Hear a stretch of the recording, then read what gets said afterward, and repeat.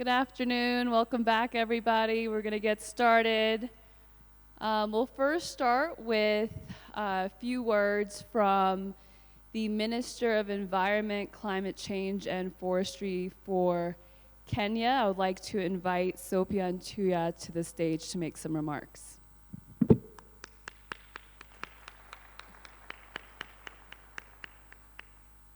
Thank you very much, my sister. My name is Sophia Ntuya, Cabinet Secretary for Environment, Climate Change, and Forestry from Kenya.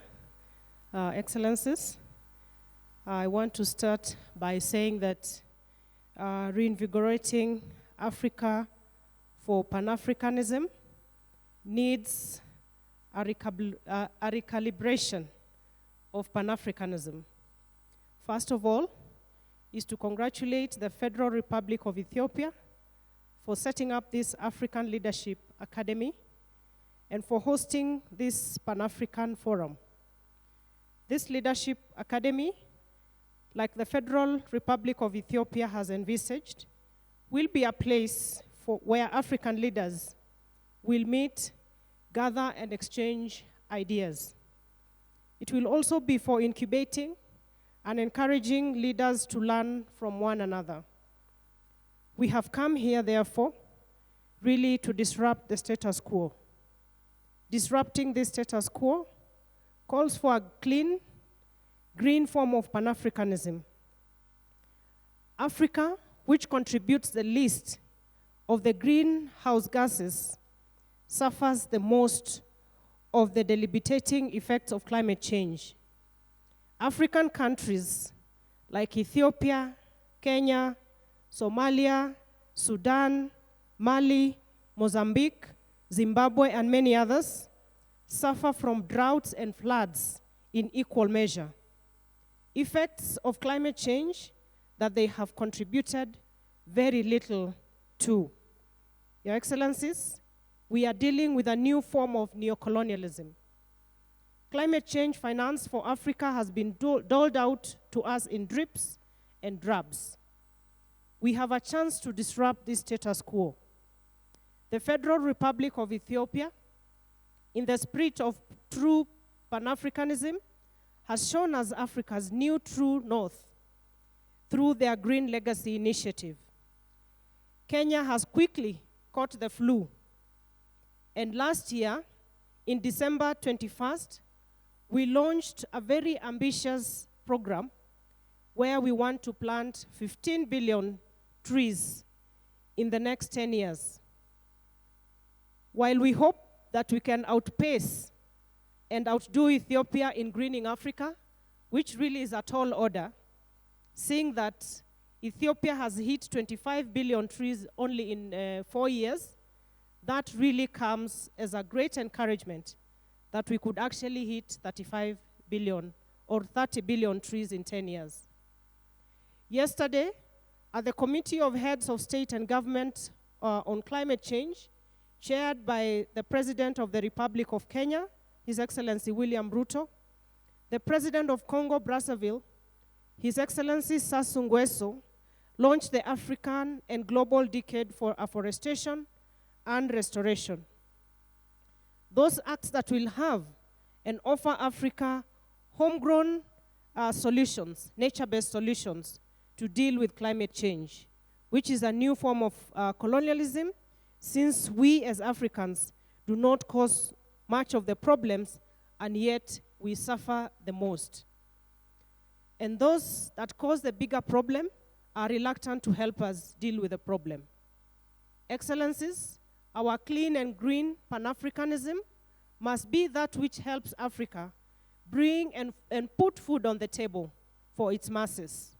It must be that form of Pan-Africanism that leads to innovative ideas, like the Green Legacy Initiative, the Kenya's 15 billion, and President Sassou Nguesso's decade of forestation and reforestation. That, to me, Excellencies, is the next frontier for Pan-Africanism, as it will help us deal with the challenges facing Africa today. That, in my view, is how to free Africa from slavery that will be brought by climate change, environmental degradation, to keep Africa free from the new forms of colonialism. Your Excellencies, as I conclude, is to invite all of us to the first of its kind Africa Climate Summit, which was approved and is yet to be approved this afternoon at the AU summit,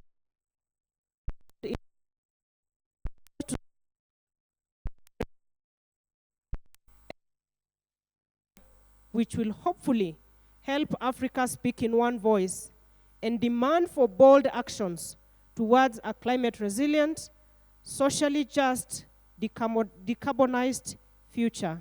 I thank you.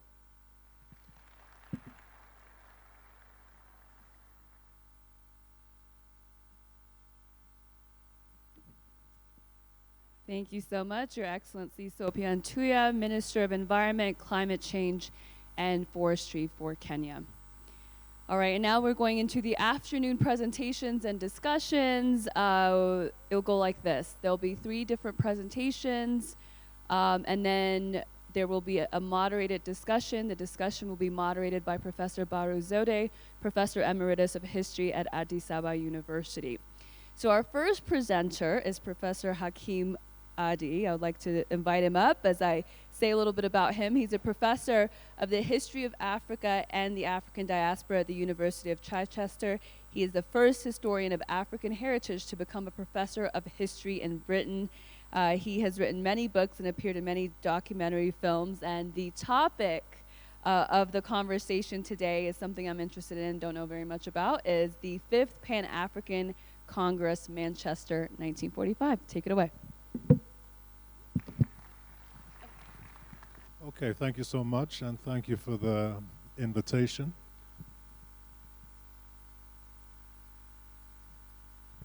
So I wanted to say something about the 5th Pan-African Congress, which was held in Manchester, Britain in 1945. As many of you will know, and as its title suggests, it was the 5th of a series of congresses, actually the 6th in a series of congresses, or of gatherings. The first one is generally entitled a conference, was also held in London in 1900. I just wanted to say about that conference that, although I haven't got time to go into it today, that conference and the modern Pan-African movement was ushered in by a woman.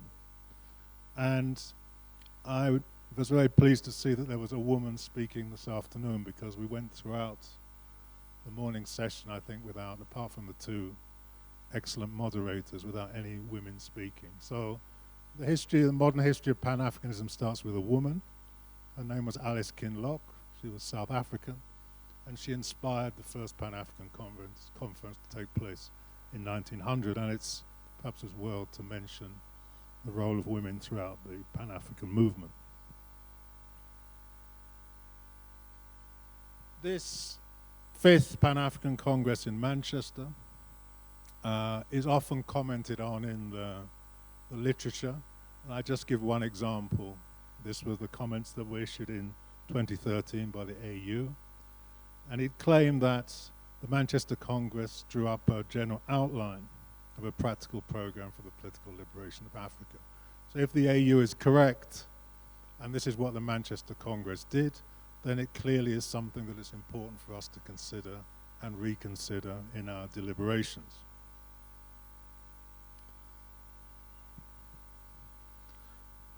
The AU also gave us a definition of Pan-Africanism. I don't know whether this is a very useful definition, but it's a definition.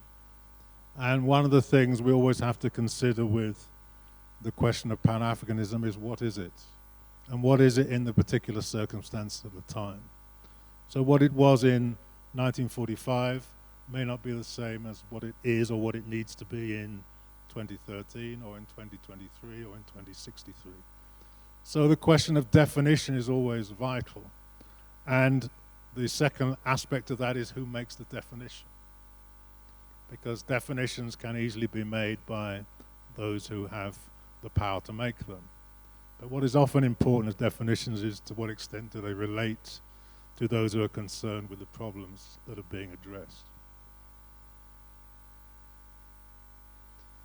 The Manchester Pan-African Congress is usually associated with several key figures, Kwame Nkrumah being one, George Padmore, the famous Trinidadian Pan-Africanist, another, Amy Ashwood Garvey, the first wife of Marcus Garvey, being the third, and Jomo Kenyatta, the leader of Kenya's independence, president of Kenya, being another of the key organizers of this Congress.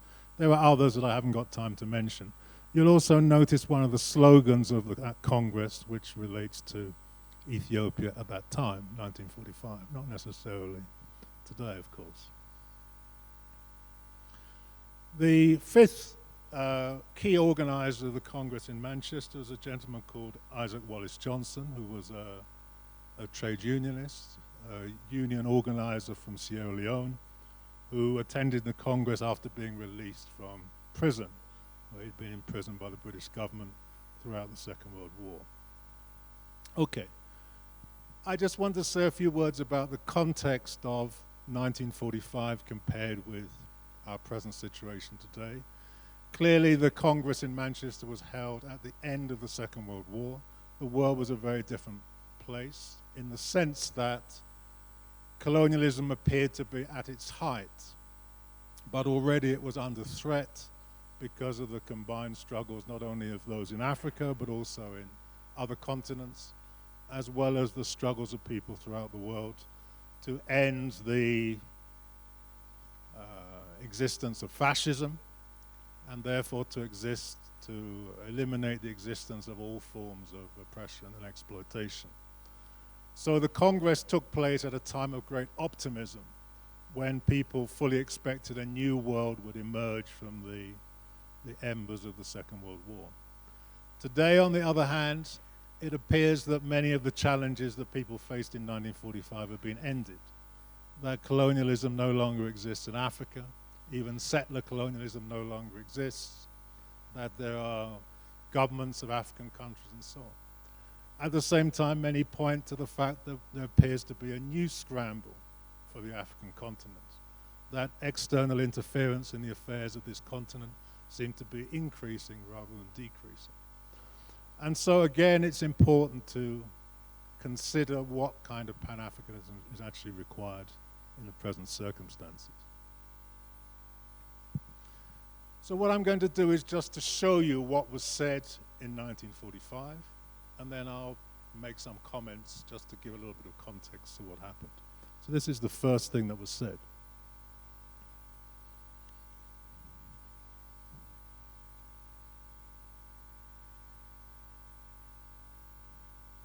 Okay, I see this is being distorted, this slide. I see all these slides are being distorted. What's happened to the decisions of the Manchester Congress? That's very, very interesting. They should be sabotaged.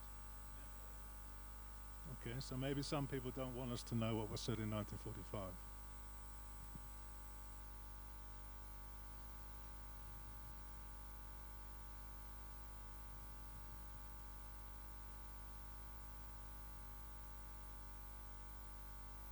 Okay, so we've got some of the things that were said. Okay. So we seem to have got a truncated version, but anyway, we'll carry on. I'll just check and make sure that we're okay, fine. So one of the first things that was said in 1945, and this was a vision of a new Africa. And we are nearly 80 years after that, so we should see how we've done in 80 years. So the first thing that was said was that there was an opposition to the colonial boundaries of Africa, that these should be just got rid of. They'd been imposed artificially. They had nothing to do with Africa or Africans, and they should be dismantled. So clearly that hasn't yet happened. Second, there was a condemnation of what they called the monopoly of capital and the rule of private wealth and industry for private profit. Well, I'll say a little bit more about that in a moment, but you can make your own decisions about that. One of the reasons that was said was that they clearly saw that as one of the colonial impositions. Now, this was an economic system which had been imposed on Africa, and they wanted to rid Africa of this system. Thirdly, they condemn what they referred to as imperialism. Now again, there could be various definitions of what that meant, but I would put it to you that that is something that maybe also needs to be considered today. Fourthly, they said there was a need for African political institutions. You could say African solutions for African problems. They rejected what they referred to as alien political institutions which had been imposed under colonial rule. Again, these were not things which Africans themselves had decided. And again, we can think of very obvious examples of what those political institutions are. Fifthly, they pointed to the central importance of the interests and demands of the vast majority of people, the workers and farmers in Africa, and they argued that they were central to the struggle for the empowerment of all. So this is another very key, you can say, characteristic of Pan-Africanism. Whose Pan-Africanism is it? Is it the Pan-Africanism of the majority of people in the continent, or is it not? In 1945, they were very clear that everybody who attended that Congress in Manchester should represent either a workers' organization or a farmers' organization.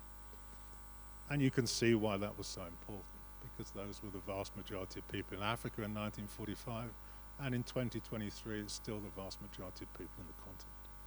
So how are the vast majority of people represented? At the present time, they're represented through the political institutions which have been inherited from Europe, so-called representative democracy, which were condemned in 1945. One could think about why they were condemned and what's wrong with representative democracy. I have to say that I live in a country where that's representative democracy was almost founded. And if I stood here for another 3 hours, I wouldn't end by telling you all the things that are wrong with it. The main thing that's wrong with it, it doesn't represent the majority of people. Majority of people are not decision makers. So if you can't be a decision maker about your own destiny, what kind of democracy is that? And then sixth, and by no means least, they raise the question of rights. That is that people have rights by dint of being human. And this conception, I suppose, was ushered into the modern world by the revolutionary events in Haiti at the end of the 18th century. So in 2023, we should have a more modern conception of what is meant by human rights. That people have a right to certain things.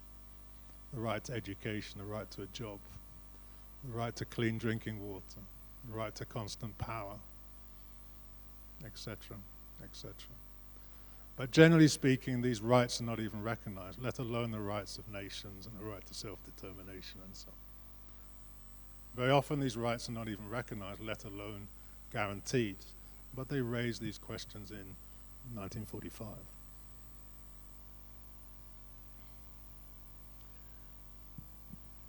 Okay, somebody's very kindly redeveloped my slides, so I just have to look and see what's here. Okay. So the question of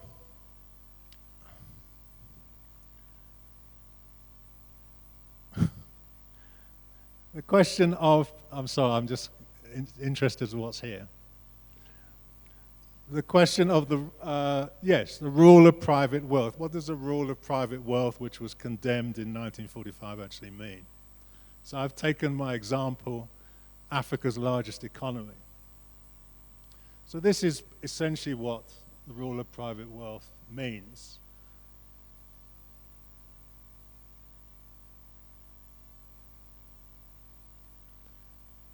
So if this continues, even with Agenda 63, this will continue, just as it has in the European Union and elsewhere.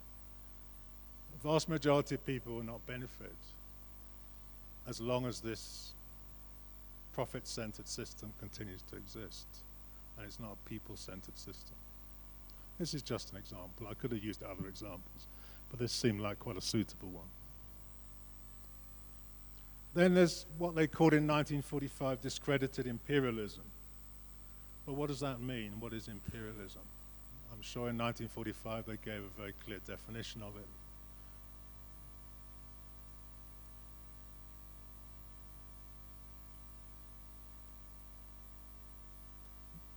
These are UN figures, so they might be wrong. And they might be right. So, leaving aside the other kinds of intervention that the imperialist system of states may make in Africa, this is just one example. I could have given 100 examples. So if this external intervention continues, whether it's economic or it's political or it's ideological, in the form of Eurocentrism and Eurocentric institutions and Eurocentric thinking, then how is Africa going to liberate itself? So these were the questions that they raised in 1945 and the condemnations that they made in 1945.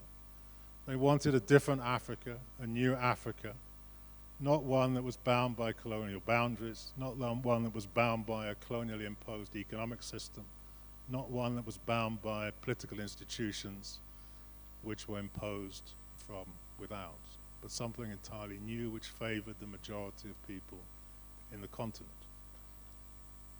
You can reflect and see to what extent that has happened in the last 80 years or so.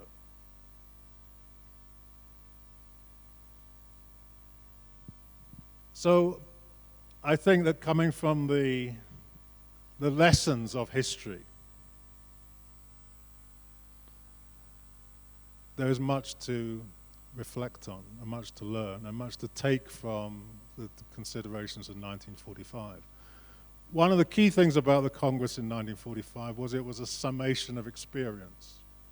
They summed up the experience they'd had over the last 20 or so years and drew various conclusions from it. This is what we need, this is what we condemn, this is what we don't want.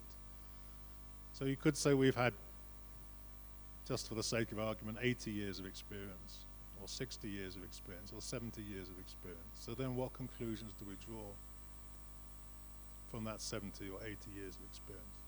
So we need a new African and a new Africa. Why do we need a new African? Well, we're here in a academy and institute of leadership.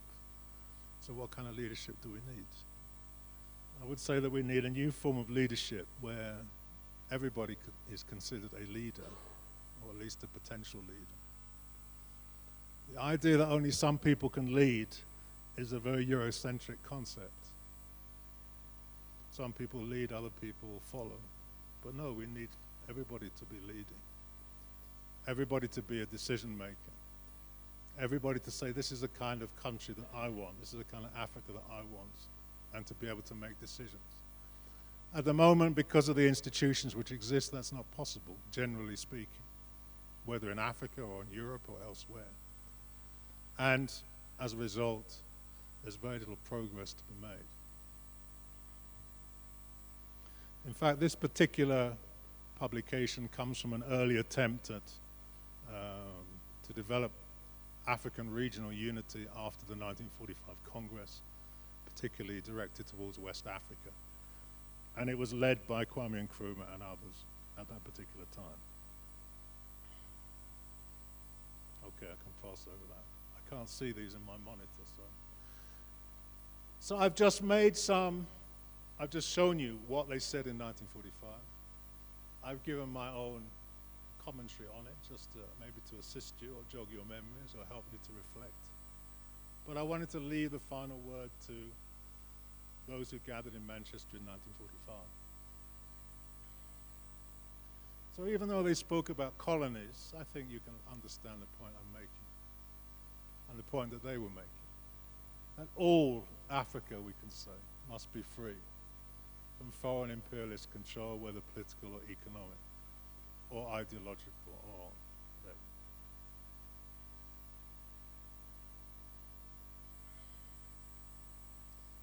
And that people should have these rights without restrictions.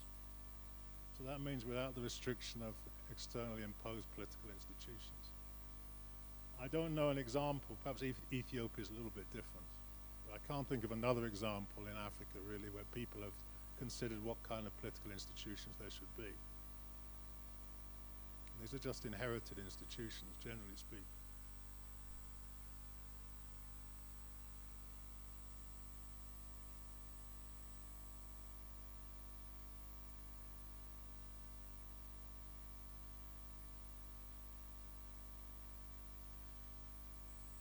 You'll see at the end, again, they call on the masses of people. Okay, this is in 1945. This was to remove colonial rule. And they recognized that without the majority of people's participation, nothing was possible. So now we're nearly 80 years later. We might consider again whether it's possible to move Africa forward without the participation of the majority of people, whether that's economically or politically or any other way. That's all I have to say to you.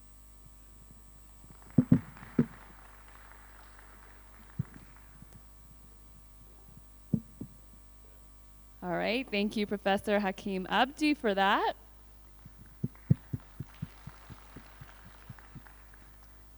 This is the perfect segue to the next presentation. So we just heard about the 5th Pan-African Congress, Manchester 1945. I actually knew a little bit more than I thought I did, but a lot of those figureheads really big in the Pan-Africanism birth. And so with the next presentation, we're going to look forward.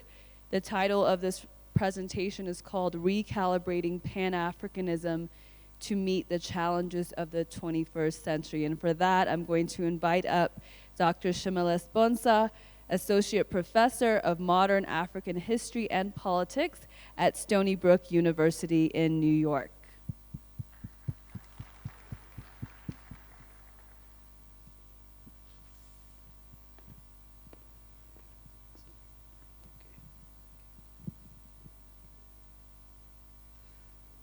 Okay, let me begin by thanking AFLEX for inviting me to this presentation. My presentation will focus on more recent developments in the trajectory of Pan-Africanism. Especially in the context of changes that are happening in the last 4 or 5 years, and what Pan-Africanism and Africa can do about it.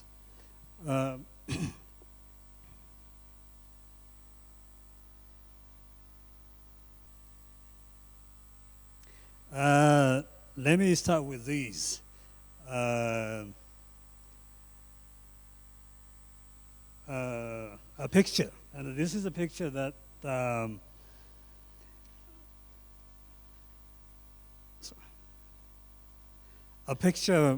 that tells a story of modern Africa. And I think any objective understanding of Africa needs to begin with deconstructing the narratives built about the African continent over the last 400 years, because there is a very specific way of talking about Africa, writing about the African continent. So what you can see from these is, if we reframe the questions that have been asked about Africa, we can produce a different knowledge about the African continent. So let's begin, for instance, narratives about African poverty.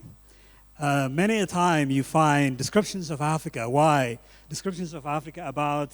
its poverty. Why is Africa poor? And this statement tends to produce a particular knowledge about the African continent. But if we reframe this question by asking a different question, for instance, instead of saying why Africa is poor, and ask why is Africa poor, it changes the narrative about the African continent. From asking why Africa is poor to is Africa really poor produces a very different kind of knowledge. So I think any learning about Africa begins with unlearning about the African continent. Unlearning is, I think, the beginning of knowing the true complexity of the African continent. I think we need to invest in producing the right narratives about Africa.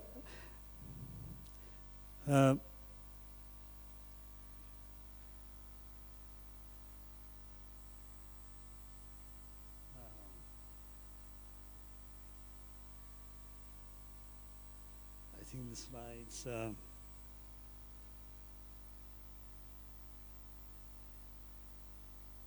Okay. So I mean, I should have started by saying this is AFLEX sponsored research, a research that we conducted over the last few months. So I am presenting that research as one of the researchers on Pan-Africanism.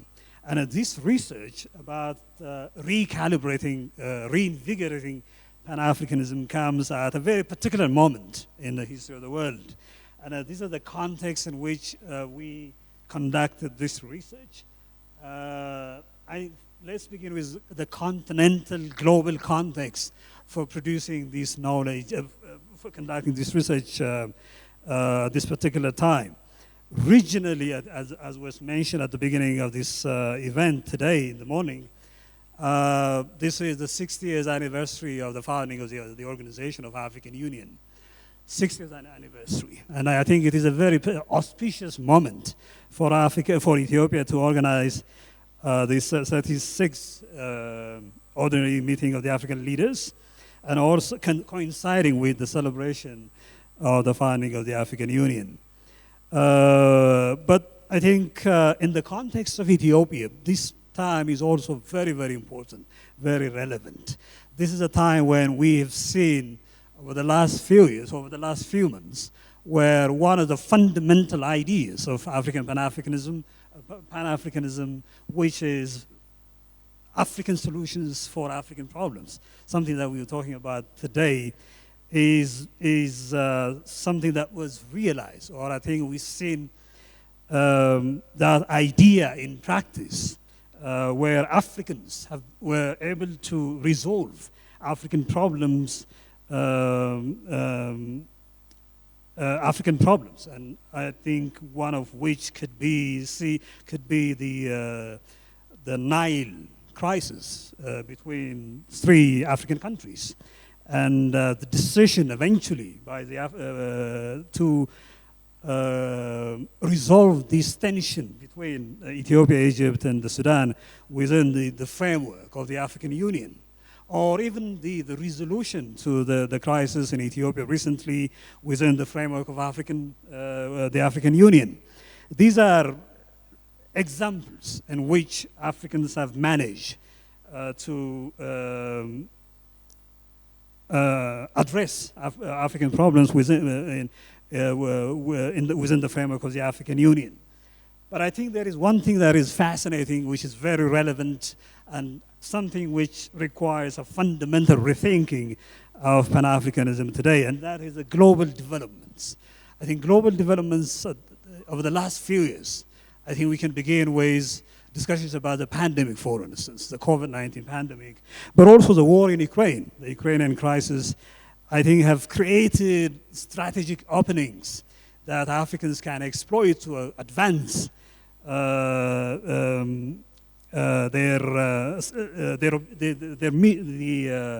long-term objectives. And here, the global context is the transformations, the deep transformations that are happening globally, partly in response to the COVID-19 pandemic. The COVID-19 pandemic, I think, has exposed the fundamental fault lines globally in the world. It has shown how the global system that came into being in the post-war period is fundamentally unfair, especially unfair to the non-Western parts of the world. I think this is a time or a moment for reckoning for the international community. I think we are living at a very particular moment in our history, in the history of Africa, but also in the history of the world. But this inflection point, partly because of this global planetary crisis, like the COVID-19 pandemic, I don't think it is followed by or attended by reflection, critical, reasoned reflection, especially on the part of the West, to address problems that were not produced or that did not come into being recently. I think many of the problems that we've been talking about today are problems with a story, meaning problems are not natural. They are created. They have a creation story. And our responsibility is to trace the lineage of those stories to come up with solutions. So the context is particularly important, and I think African leaders, African political leaders, and intellectual leaders, I think should be we should be ready to design ways of addressing or promoting Africa's interest.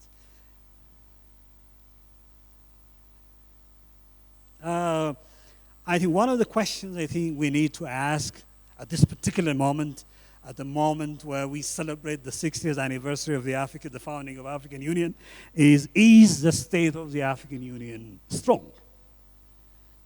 I'm using this an American example, where the American presidents talked to the Congress, saying that the state of the union is healthy, strong. Can't we say the same thing about Africa, African Union, 60 years after its founding in 1963? I would say that, the African Union, or the Organization of African Unity, or Pan-Africanism has accomplished a lot, despite the considerable amount of challenges, deep challenges that Africa has faced over the last 60 years. But any self-respecting African, political or intellectual leader, cannot ignore the failures, painful failures, on the part of the African Union to address some of the fundamental foundational problems of Africa. And one of the things that we keep saying as an example of Pan-African failure is a failure to end conflict. Conflict sometimes degenerating into violence or even genocide. We've seen that in the case of Rwanda. So I think if we evaluate the way Pan-Africanism had done over the last 60 years, I think the conclusion would be it's a mixed outcome. I think we can look at that by focusing on a few key areas of Pan-African activities, key areas that can help us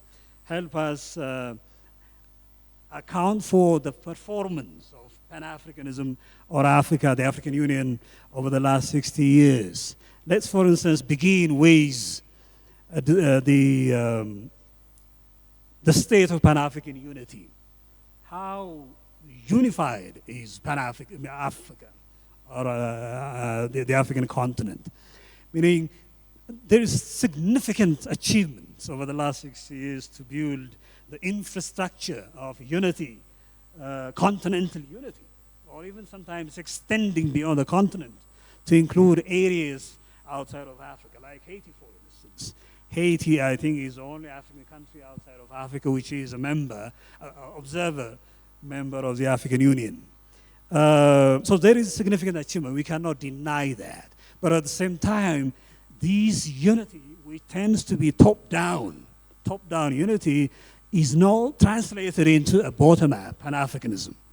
For instance, this you can see by looking at the problems of mobility, the mobility between African countries. Sometimes it's very difficult to move from one African country to another for different reasons. The volume of trade conducted within Africa between African countries is extremely limited. So when you look at these, you can say that Pan-Africanism has failed in terms of building the foundations of unity from bottom up, and there is a lot to be done in this sense in the coming 60 years. And we have seen the structures like the Pan-African railways or the Pan-African air market. These are some of the things that are happening and contributing to the building of these infrastructures of unity. Like, I think we talked about Pan-African, I think the continental free trade area. This is again another example in which Africans have been trying to advance this premier objective of Pan-Africanism, which is the creation of an African unity. The quest for a common African voice. I think here again we see mixed results.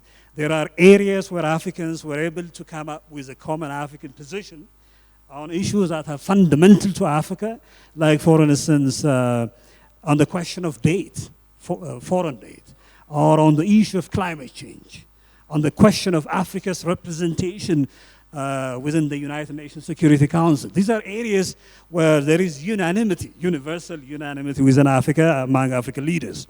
But there are also divisions, divisions which prevent African leaders from presenting a common unified voice, partly because of national interest, considerations of national interest, but also pressures from outside. And what we've seen recently in response to the war in Ukraine is the fragmentation of Africa, a fragmentation of Africa's response, or the difficulty of Africa presenting a common position when it comes to a problem like the one in Ukraine. So again, there is a lot to be done in terms of producing a common African position on issues critical to the African continent. The question of sovereignty is something that interests me a lot. Sovereignty, especially in the context of this global superpower rivalry.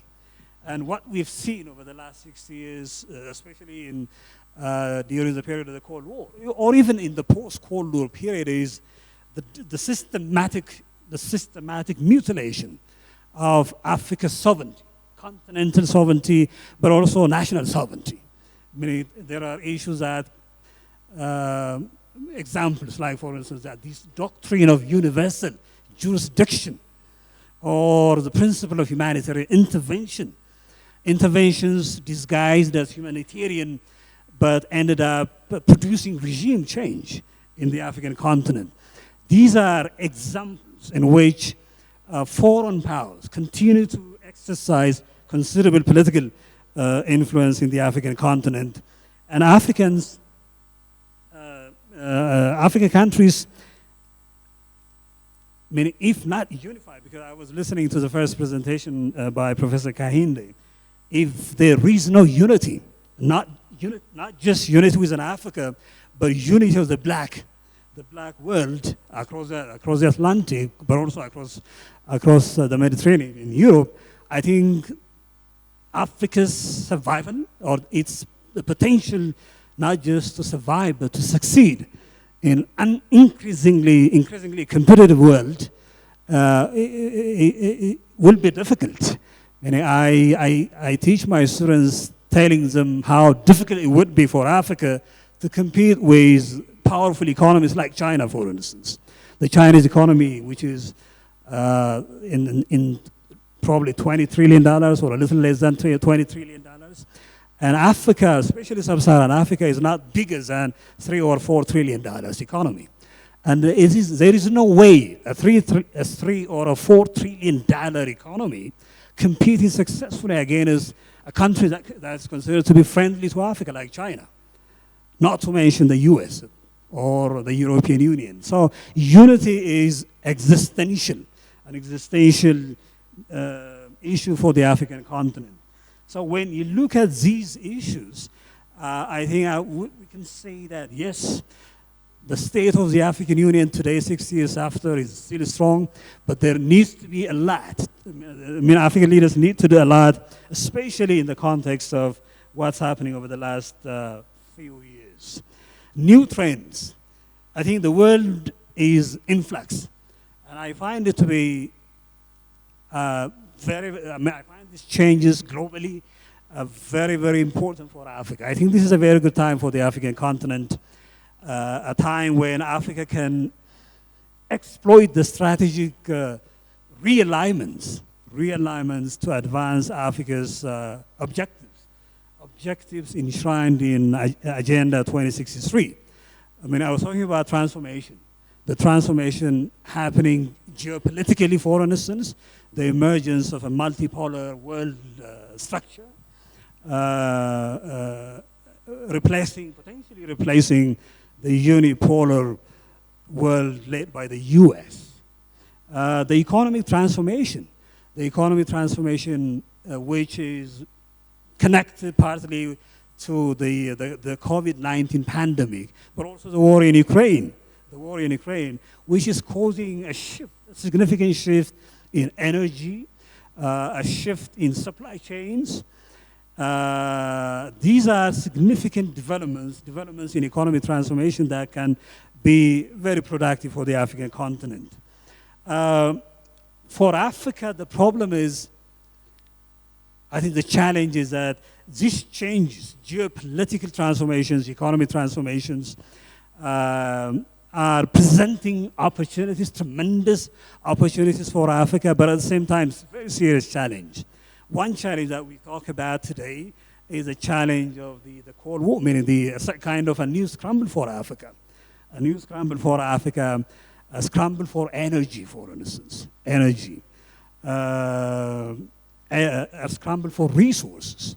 Now we talk about, or Western world talks about green energy transition, but that green energy transition cannot come without the exploitation of Africa's resources.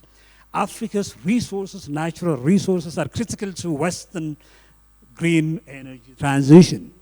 That's why we see this a kind of I would say the coming back of a new kind of Cold War, a coming back with vengeance that can derail Africa's progress to financial, economic independence.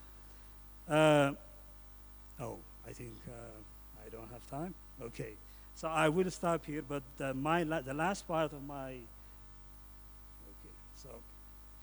but thank you very much. I need to stop here. Thank you, Dr. Shamiles. All right, so we have one more presentation, and then we're going to open it up for discussion.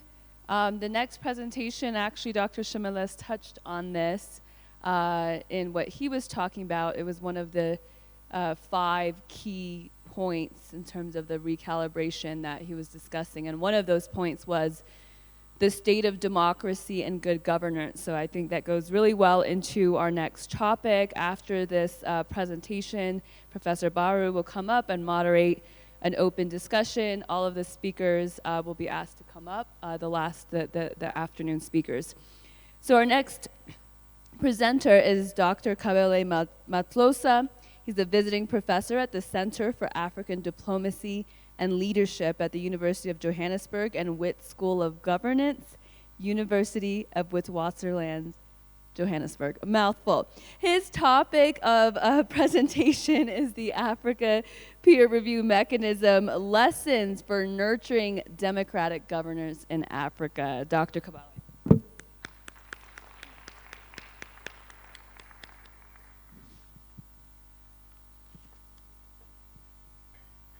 Good afternoon, Excellencies, distinguished participants, ladies and gentlemen, and my fellow panelists. It's my pleasure to be here. I would like to thank the organizers. I think we've had quite a mouthful of excellent and insightful presentations. And if I was not, if the presenter, if the organizers had not paid for my ticket from Lesotho to come to Ethiopia, I would have just said, no, let's just discuss.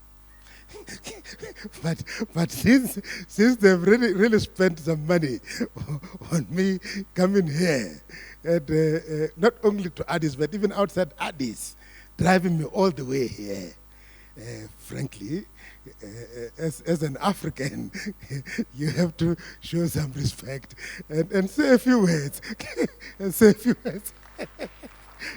So just allow me to say a few words, really, to complement what they've said.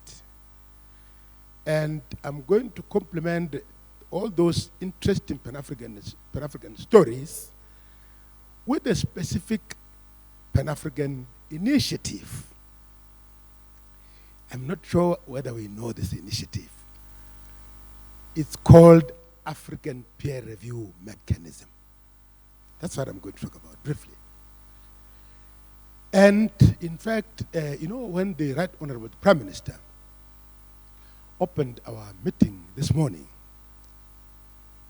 he mentioned, and my other panelists, Shimelis mentioned this, that they emphasize that we have two reasons to celebrate Pan-Africanism today. One is that we are commemorating 60 years of our our premier continental intergovernmental body, the OAU and AU, 60 years, so it's worth celebrating. Second, they said, we are also celebrating 10 years of Agenda 2063, the Africa we want. And it's true. So I'm adding with my presentation the third reason for celebration. We are today also celebrating 20 years of the African Peer Review Mechanism. 20 years of African Peer Review Mechanism. And I would like to actually also link my discussion to the last presenter. And I'm glad the moderator also picked that up. I was quite intrigued when he gave us the last slide. Those interesting 5 key areas. One of those was the state of democracy and good governance, as our chief moderator has indicated. That's my entry point. That's basically my entry point. And that entry point is premised on at least my own conviction. We can debate this. My own conviction that Pan-Africanism, basically in Africa today, and the global African community, expresses itself in different spheres and different sectors. The economy, society, politics. The economy, society, politics. So, in this presentation, I'm going to talk politics, therefore. So, that is the expression of Pan-Africanism in the governance realm. In the governance realm. And in fact, I don't think it's a misnomer or there's something wrong with us as Africans being concerned about the governance realm in Africa and globally. Because I'm convinced, beyond any shadow of the doubt, that a majority of our problems that we have talked about since the morning, all of them, without exception, in a big way emanate from governance deficit. All our economic problems, all our social problems, the structural root cause is located in governance deficit. In governance deficit. So this is fundamentally what the APRM is trying to address. I'm not sure whether I'm going to even get the slides I had prepared. Let me just maybe just talk. The APRM was established.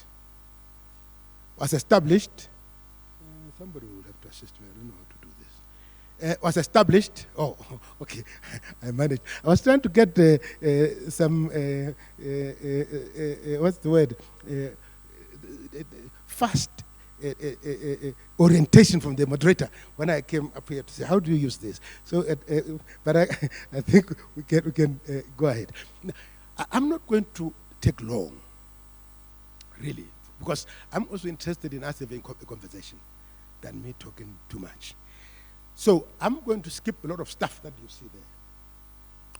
because I want to run quickly with supersonic speed to the last thing on lessons and way forward. And that lessons and way forward, for me, that's where we need to go to.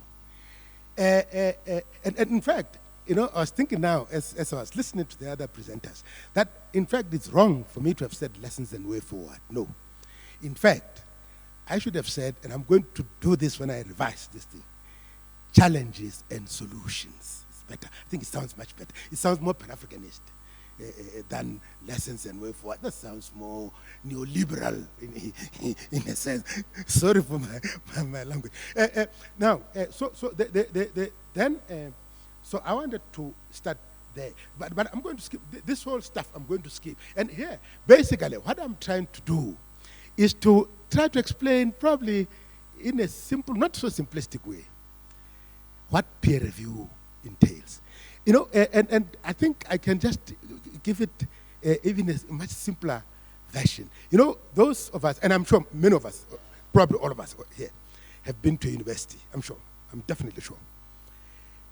The university and academia is where this whole thing about peer review is sufficiently institutionalized. So there isn't much difference with the APRM, as you'll see. Because we teach, we give exams, but then for quality control, others have to come and examine us. So peer review is about self-examination and external examination to say, are you doing the right thing? Right. So this is what APRM is all about, basically. And it's the NEPAT, I'm happy my sister is here, it's a NEPAT initiative. APRM comes from the new Partnership for Africa's Development, now transformed as the AU Development Agency, I think, AU Development Agency, NEPAD, which actually was framed along, the idea was to actually drive it more or less towards UNDP. I'm not quite sure whether UNDP is a successful model. I worked for UNDP in the past, so I'm not criticizing my institution. But that's the idea, that's the idea. Now, and then let me go quickly to this one, this slide. Yes, now this is how it is defined. So you can see how it is defined by the NEPAT heads of state and government in 2003. It's exactly more or less about what I said about the academia, university setting. Self-examination and external examination. That's it, to correct where there are deficiencies and improve governance. That's basically it. That's the whole idea. And it has the legal foundations. The legal foundations, the major ones are the 5 that I've listed there. The Constitutive Act of the African Union, 2000, which is I'm not going to elaborate on that. I think you know all of them. I'm just refreshing your minds. I'm basically talking to the converted here. So I'm not going to go in detail. So you have the 2002 CSSDCA, which in fact was peer review in its early form. So, you know, if you go to the AU normative framework, if there's one that actually set the stage for APRM, it is this one. And I have no doubt in my mind that the third drew a lot on the third drew a lot on the second. The NEPAT Declaration on Democracy, Political, Economic, and Corporate Governance is actually where APRM then directly, you know, emanates from.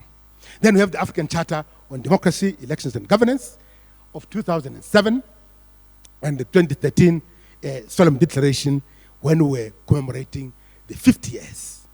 And we are saying now we're commemorating 60 years. That's progression. So that's the normative frame. And on this slide, let's actually skip it because this is just for here it's not sure. Okay, now this is now the scope of the peer review itself. So this is where we do self-examination and external examination. Democracy and political governance, that's one. Economic governance and management, that's economic governance and management, that's 2. 3, corporate governance, and then 4, socio-economic development. Those 4 are the bedrock of APRM. So recently, with the revitalization of the mechanism, they have added this last one, state resilience. You can see that I have not even provided main issues on it because I'm yet to actually grapple with exactly what is the focus there. So I need to get that from the APRM Secretariat. Now, these are the stages, how it is done now. This is the how part. So 18 months after a country accedes to the APRM, it undergoes base review. And then every 2 to 4 years, it undertakes periodic review. Then in the periodic reviews, a member state or a country can request another review. This we call targeted reviews. And they've now become quite popular since 2019 in particular across the continent. And then we have special reviews. These special reviews is a review that can be that can be called upon by heads of state and government, the APRM Forum, if they identify or there's a signal of an impending economic or political crisis in a particular country. So those are very clear. So these are that's the types of reviews. Now these are the stages now, the 5 stages, as you can see, from self-assessment all the way to public release of the report.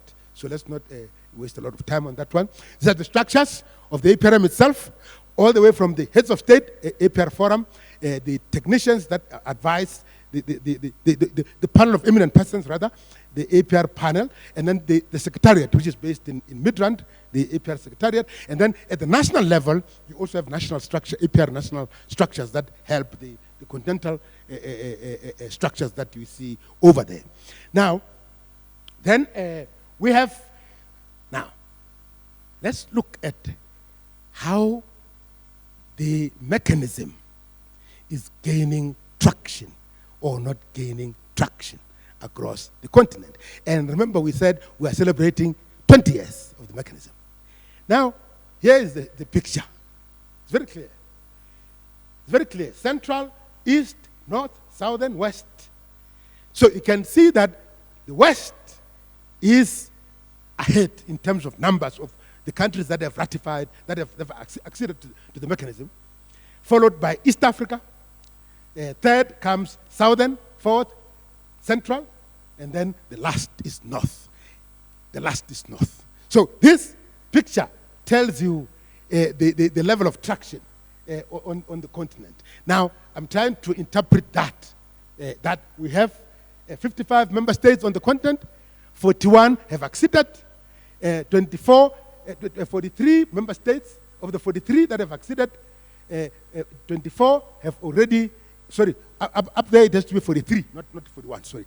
Of the 43, 24 have already undergone peer review, 18 are yet to undergo a peer review. 5 countries have undergone targeted reviews, as I said, since 2019. Only 12 member states have not yet acceded to the mechanism. The question is why? Why? If we all embrace democracy and good governance, why? I leave that question to the audience to grapple with. I'm sure I'm going to get a solid answer. Now, let's conclude. Let's conclude. This is where I was rushing to, actually. I'm glad I've reached here. Let's conclude. A challenge. So instead of lesson, let's just say challenge. And then a challenge. Instead of way forward, let's say solutions, as we agreed. Of the 4 types of reviews that I shared on the slides, on the screen, special reviews or crisis prevention reviews have not been implemented over the past 20 years in any of the countries. And this is a danger sign. That's a red flag right there. Because that's how you prevent. But it has not happened. Now, a solution is as a way or as part of early warning system of the African Union, there must be, the Union must reposition the APRM as a key tool for structural prevention of conflict, complementary to the efforts of the African Peace and Security Architecture, APSA, and the African Governance Architecture, the AGA. That's one. Two, challenge two. While the principal value addition of the APRM is the development and implementation of the National Program of Action, that program of action itself is the weakest link in the entire initiative. That's a challenge. Solution. The AU and the NEPAD must invest more resources towards the effective implementation of the program of action through self-reliance. We've been saying self-reliance since the morning with Professor Andrews. Self-reliance is the word, is the key word.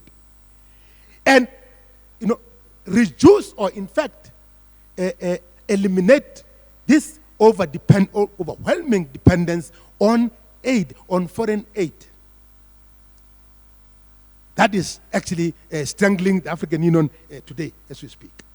Three, challenge. While other continental structures of the APRM that I shared on the screen are effective, the weakest link is the national structures. The national structures are either ineffective, are moribund, or they basically are not they are weak. The solution is that member states themselves and the African Union must undertake concerted efforts and earmark adequate resources again for the enhancement of institutional capacity and effectiveness of the national structures. Challenge 4. As part of deepening the revitalization, now, the APRM,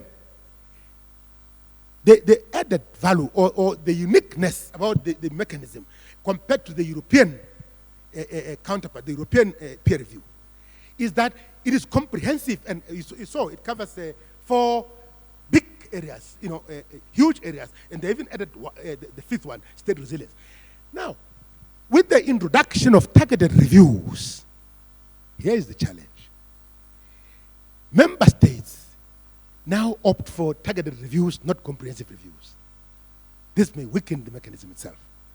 Right? So that danger needs to be addressed. And the solution is what I have there. Finally, the moderator is already. Now, the final one, 2 words, 2 sentences. First, there is a major problem of governance on the continent presently, presented by the resurgence of military coups. Actually, it's military coups and unconstitutional changes of government, tampering with constitutions to prolong tenure. These are the 2 major challenges today. And they have happened. Here's the statistics. Now, how do we deal with that? The solution is that as part of the African Peace and Security, the African Union Peace and Security Council needs to take this issue head on with the focus, moderator, of preventing, not addressing the problem afterwards. And fortunately, there is already a report by the APRM, African Governance Report 3, that is coming up, which is focusing on unconstitutional changes of government. We hope, this is my final point, that the recommendations from that report are going to assist the continent deal definitively with unconstitutional changes of government on our continent. I thank you.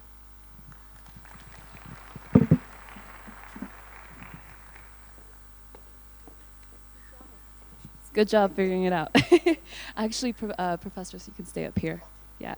So, okay, so we'll take a little just stretch break. That's the rest of our presentations. I'm going to ask the speakers, Professor Hakim and Dr. Shimiles, to come up. And then Professor Baharu is going to moderate the session. So the speakers can come up to the stage. Professor Baharu Zewde is going to be moderating this discussion. He's currently a professor emeritus of history at Addis Ababa University, formerly director of the Institute of Ethiopian Studies, vice president of the Ethiopian Academy of Sciences, and fellow of the African Academy of Sciences and author of several books both on Ethiopian history and broader African history. So Professor Baru, I'll invite you up here.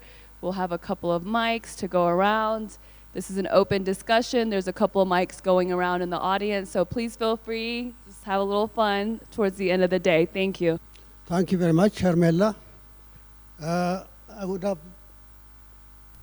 liked to emulate the example of my my friend Kabele and say, I concur, but since he didn't abide by his prescription, I'll be a bit more expansive. First of all, I think I'm very glad to be moderating this session by three people with whom I've been associated in one form or another. Hakim and I share the same alma mater, the School of Oriental and African Studies of the University of London. Shimalis is my former student and now is my esteemed colleague. With Kabele, we were together in the 1990s in a very fascinating comparative research network organized by Codesria on military and militarism. The output of that was one of the best publications of Codesria, military and militarism in Africa, with case studies of, I think, about a dozen countries. He did Lesotho and I did Ethiopia. So just a few remarks before I open the discussion. In under 2 weeks' time, we'll be celebrating the 127th anniversary of Adwa, the victory of Adwa. A victory that defined Ethiopia's destiny and heralded Africa's future. And immediately after that, in 4 years' time, as you know, as Hakim referred to, the first conference, actually not Congress, the conference of Pan-Africanism was held, and Ethiopia was represented. I think Ethiopia, Liberia, and Haiti, the three independent black states were represented in that. So that was really one of the springboards of Pan-Africanism. And we have the movement produced some of the most colorful personalities, the philosopher William Duba, and the agitator and somewhat mercurial personality of Marcus Garvey. And a succession of congresses culminating in 1945, which Professor Hakim discussed so extensively, was a very important moment. And that was really the Africanization of Pan-Africanism, in the sense when Pan-Africanism came home to Africa, resulting, of course, in 1957 in the independence of Ghana, which was to be known as Gold Coast. In fact, the change of the name by Nkrumah from Gold Coast to Ghana was itself a statement of decolonization of terminology, basically. So the succession of conferences finally resulted in 1963 in the formation of the OAU. What have been the achievements of the OAU? I think the balance sheet is not very flattering. I think there was some achievement, but also there were some disappointments. I think, in a way, 1994 encapsulates the whole history of the OAU. We saw the best and we saw the worst. We saw the best in the liberation of South Africa, finally, the holding of the first free and democratic elections, bringing Nelson Mandela to power. We saw the worst in the genocide in Rwanda. And I think that's what really triggered the move towards a much more robust continental organization, because Africa didn't interfere. OAU did not interfere in Rwanda because the principle was non-interference in the domestic affairs. But that was not going to work. So now we have had really some very interesting presentations, very fascinating presentations. Really one leading into another, and also another amplifying the first two.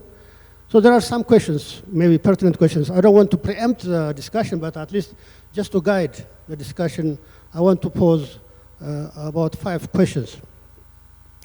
First is, what is the continuing relevance of the 5th Pan-African Congress? Because it was historical, but also at the same time we have to relate it to the current situation.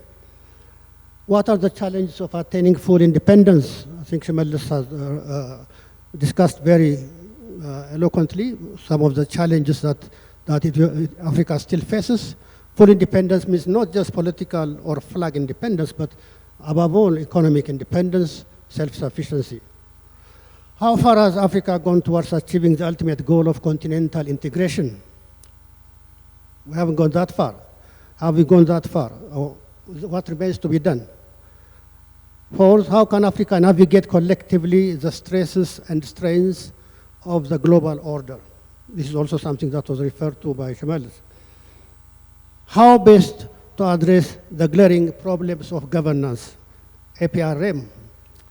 What is the balance sheet? In fact, we have had a very, very exhaustive discussion of the challenges that the APRM has faced, and I think it's something that we should really probably bring to the fore in the collective discussion. In short, how can Pan-Africanism be calibrated to meet the challenges of the 21st century? So just as a pointer to the discussion, I just throw these questions, general questions, and now the floor is open to your comments, questions, elaborations, whatever.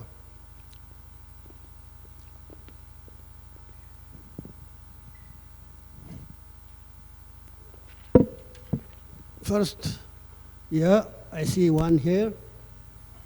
Second, three. Remember your number, 1, 2, 3, no?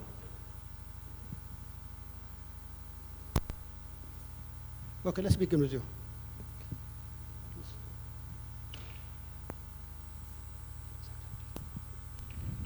I hope you can hear me. First of all, it's nice to see Dr. Shimelis Bonsa, who I have listened to with Maaza Birru on Shaggar. It's nice to associate face with the voice. Let me start off from your presentation. I like to think forward and really look at more the opportunities that would be available through Pan-Africanism. For me, I define Pan-Africanism just simply as being able to work together continentally, and then I expand it to the diaspora, because I really, really strongly feel there's a completely untapped economic, social, cultural, political opportunity there. There was a time when South Africa was still struggling to be free, where it seemed like the diaspora was very engaged with African issues. I remember I was part of that movement with disinvestment and so on. I tend to see that there's not the same level of engagement. Maybe it's because I moved on to other issues. So one question is, what are the opportunities in order to be able to work to engage diaspora Africans with Africa?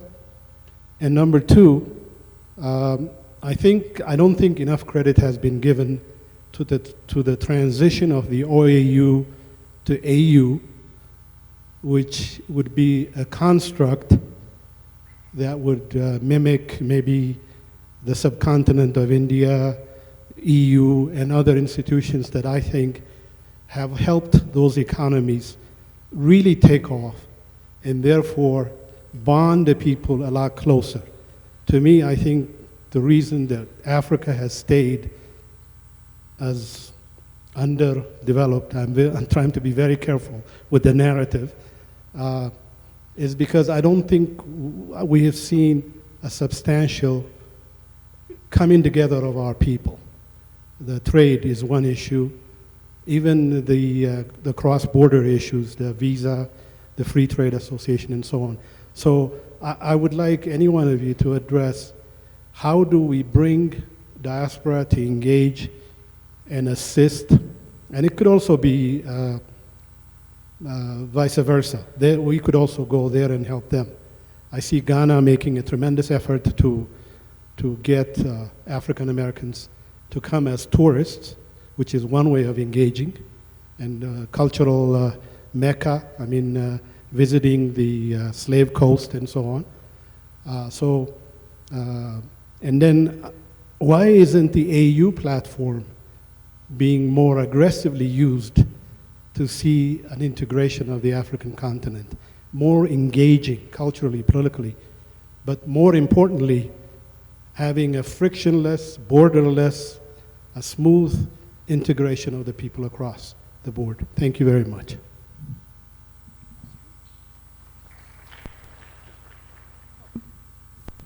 Thank you very much, Mr. Moderator. My question goes directed to Dr. Kabila. So regarding AFRIM, or regarding ABSA and AGA, so do you think that these institutions are Afrocentric? Because there is a lot of approach which related with election, good governance, and are there Afrocentric approach? So we need to revitalize on thinking about how we see all those Africa peace and security architecture and AGA are there through Pan-African institutions. So we need to think about it because it seems like there are like Eurocentric approach or mechanisms embedded in there. So do you think that's the right time to think about or rethink about it?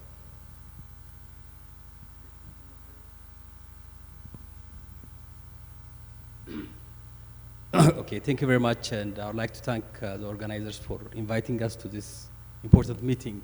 My question is to Professor Adi Hakim, basically inviting you to look into the concept and practice of Pan-Africanism today. But in order to frame my question, I'd like to take you back to the metaphor that you used to describe Pan-Africanism. You said Pan-Africanism is a delta or a river of many streams. So if you're using the same metaphor, how do you describe Pan-Africanism now? What are the existing variants, traits, or these streams? Has the river basin got any richer, or what are the existing variants of Pan-Africanism today? Thank you very much. Okay, thank you all for your, okay, fourth one, okay.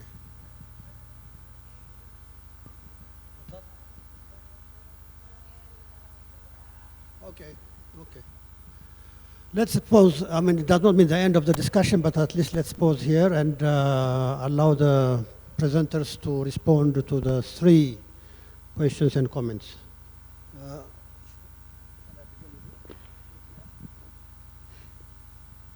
Okay. First, thank you very much for the question. So how do we engage the members of the global African diaspora in the development of Africa, the African continent? I think we do have almost close to 200 million people of African ancestry outside of the African continent, in the Americas in particular. And these are the Africans with tremendous resources, social, cultural, intellectual, and many other resources. But these are resources that are untapped. So I agree with you. I think, but the African Union, I think there is a recognition that the global African diaspora is the 6th region of the continent, Africa's 6th region. I think, my opinion is that, yes, the African Union has not done a lot to attract the Africans in the diaspora in the development of the African continent. I think there are experiments in different parts of the African continent to engage members of the diaspora, like you mentioned Ghana, for instance. And one of the experiments in places like Senegal, for instance, is to grant them the right, like dual citizenship, enjoying political rights in their country of origin. That kind of policies can attract, I think it can convince many members of the global African diaspora to engage in the development of their respective countries, but also their continent. But I think a bigger discussion in this context would be a discussion that relates to the presentation at the beginning, the first presentation, the first speech, which is to see ourselves within this prism lens of race, blackness. And the reason why, for instance, we are talking about the COVID-19 pandemic. There is a reason why Africans or people of color were disproportionately affected by the COVID-19 pandemic in different parts of the world. And it has to do with our history, the inheritance of our history. An inheritance, a legacy that is deeply connected to who we are as a race, as a member of the black race. I think deploying this, the language of race, the politics of race, to mobilize not just Africans in Africa, but also people of African ancestry globally, I think it can make a difference in the development trajectory of Africa, but also people of African ancestry in different parts of the world. I think what we see in these last few years is developments that have made unity, not just continental unity. I mean, I am, for instance, in favor of maximalist idea of Pan-African unity. The maximalist unity, something that he talked about, a unity that dismantles borders, for instance. We are still prisoners of European history. Africa is still a prisoner of European history. And Africa is produced largely because of European imagination. Africans should be given the right to reimagine, reinvent. And that kind of reimagination, reinvention, requires fundamentally destabilizing the frameworks that constitute contemporary Africa. So that kind of radical maximalist interpretation probably is needed at this particular moment in our history. I don't know if I answered your question. Thank you, Kabele. Maybe you could also comment on the AU's engagement of the diaspora from your experience, yeah, as well as the other. Absolutely. Thank you, moderator. And let me thank all the participants that made interventions. Very useful comments indeed. Okay, let me start with this one of the diaspora. Pan-Africanism also instills in us the idea that we should believe in global Africa. Not only Africans on the African continent, we have Africans globally. So the African Union embraces that idea as a Pan-Africanist institution. That is why, you remember, I showed on the slides the 5 regions: Central, East, North, Southern, and West. There is a 6th region, which is diaspora. A very important region, because as you heard from the 2 profs in the morning, prof in the morning and prof in the afternoon, actually the fundamental foundations of Pan-Africanism today is traceable to the global Africa, right? Africans, true Africans in the diaspora. Then it came to Africa through the Manchester Congress that Prof articulated very well. Now, therefore, the global Africa is a very important constituency for the African Union and for Pan-Africanism. And therefore, within the African Union, there is even a specific division within the Commission dealing with the diaspora issue only, focused on the diaspora.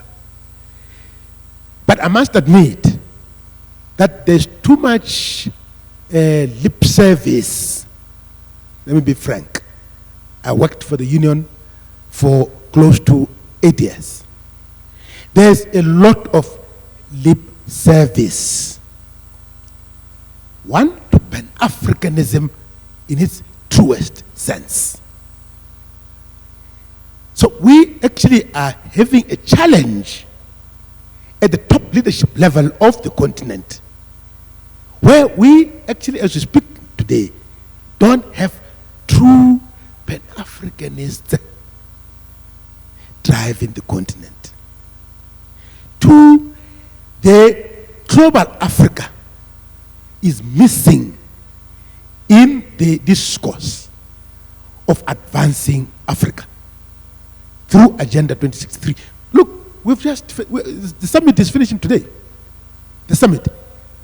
Was there an item on the agenda of the summit on Pan-Africanism? No. Yet, it's 60th anniversary. Was there a platform given to the diaspora? We have the two luminaries here with us.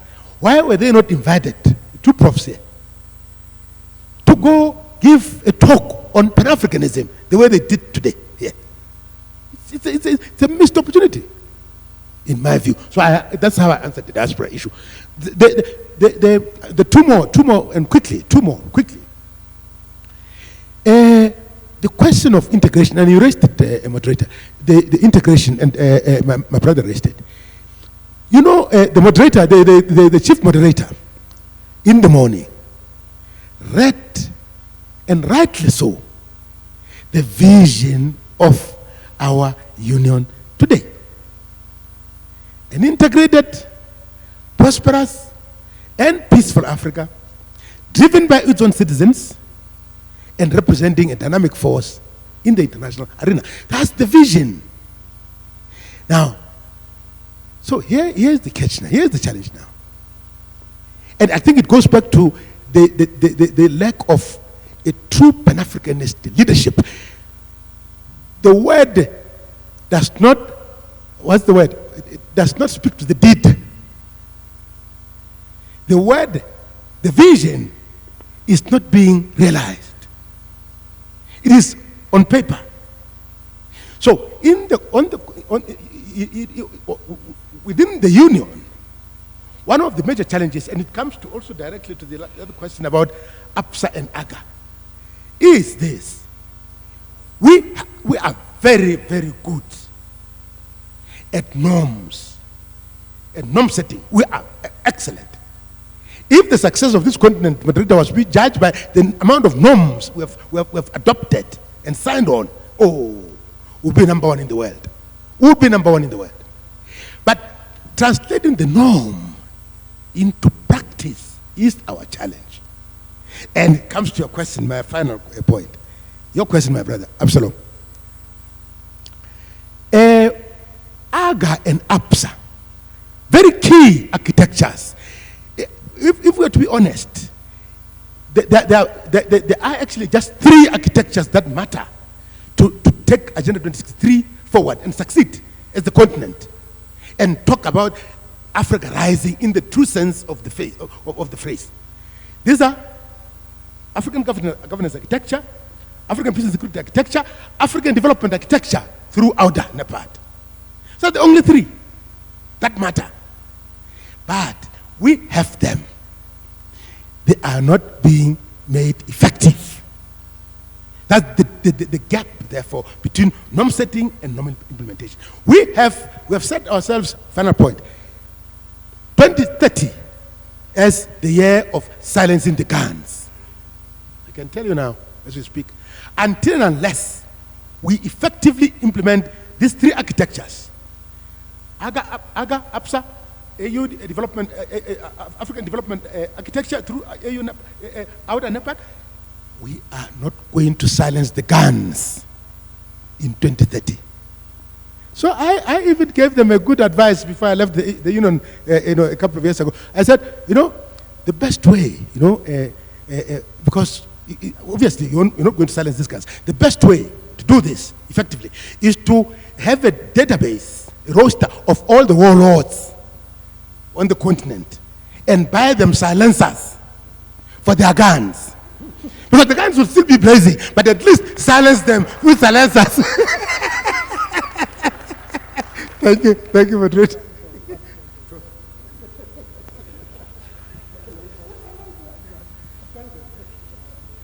Okay, so there's a lot of different questions.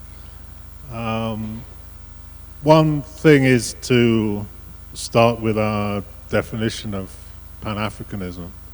So very often when we speak in these particular forums, we're generally referring to the Pan-Africanism of state Pan-Africanism as exemplified in the AU, but that's not Pan-Africanism in its entirety. And I would say the key thing about Pan-Africanism is it has always, if one looks at its history, it's always concerned with addressing particular problems. And those problems are historically those of Africa and of the diaspora. So when we think about Pan-Africanism in terms of definition, what problems is Pan-Africanism addressing? Or if you like, what are the problems which confront Africa and the diaspora? And I'll say a bit more about that in a moment. So somebody asked a question about engaging the diaspora. So again, what does that mean? Why the diaspora being engaged in that sense?